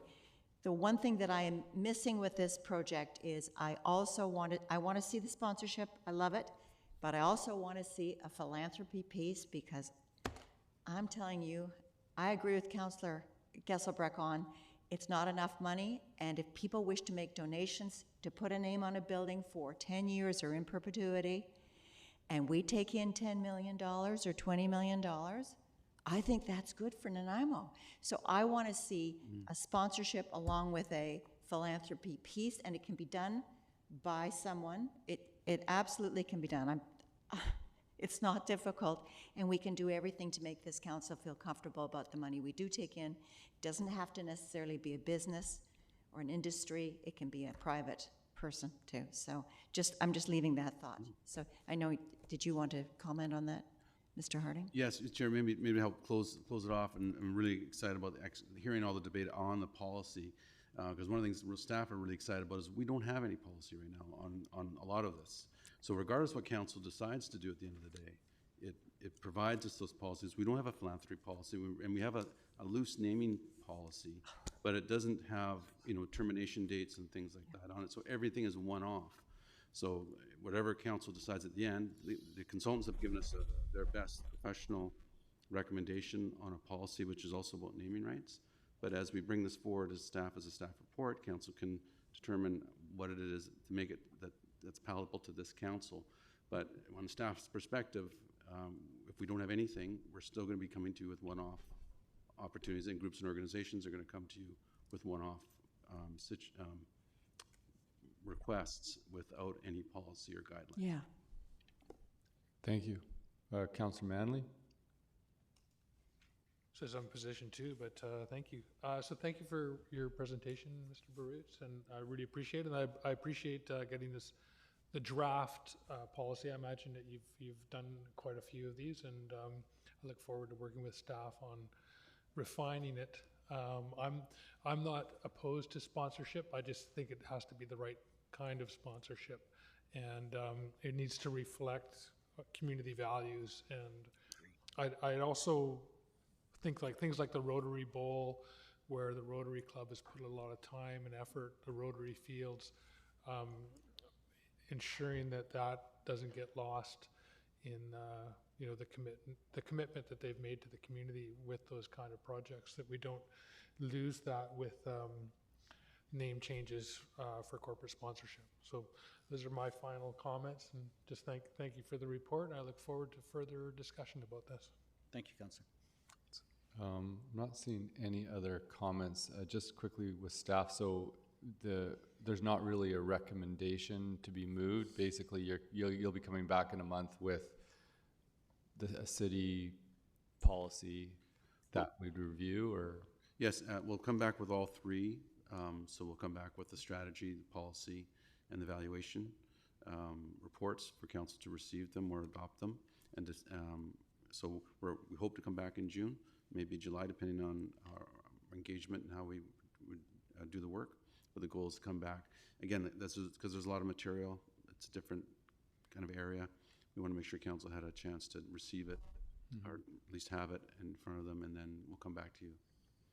Great, thank you. And so there'd be options on the degree of the scope. Yes, and also with that would be if council wanted to proceed with some type of implementation, we would have some recommendations on how to debate that or look or examine that during the budgeting process. Okay, thank you. Not seeing any other comments. I believe that we are at the end of the Thank you. question period. Mr. Chair, thank you. Thank you. No questions. No questions? Motion to adjourn, Councilor Perino, seconded Councilor Hemmons, all in favor? Adjourned.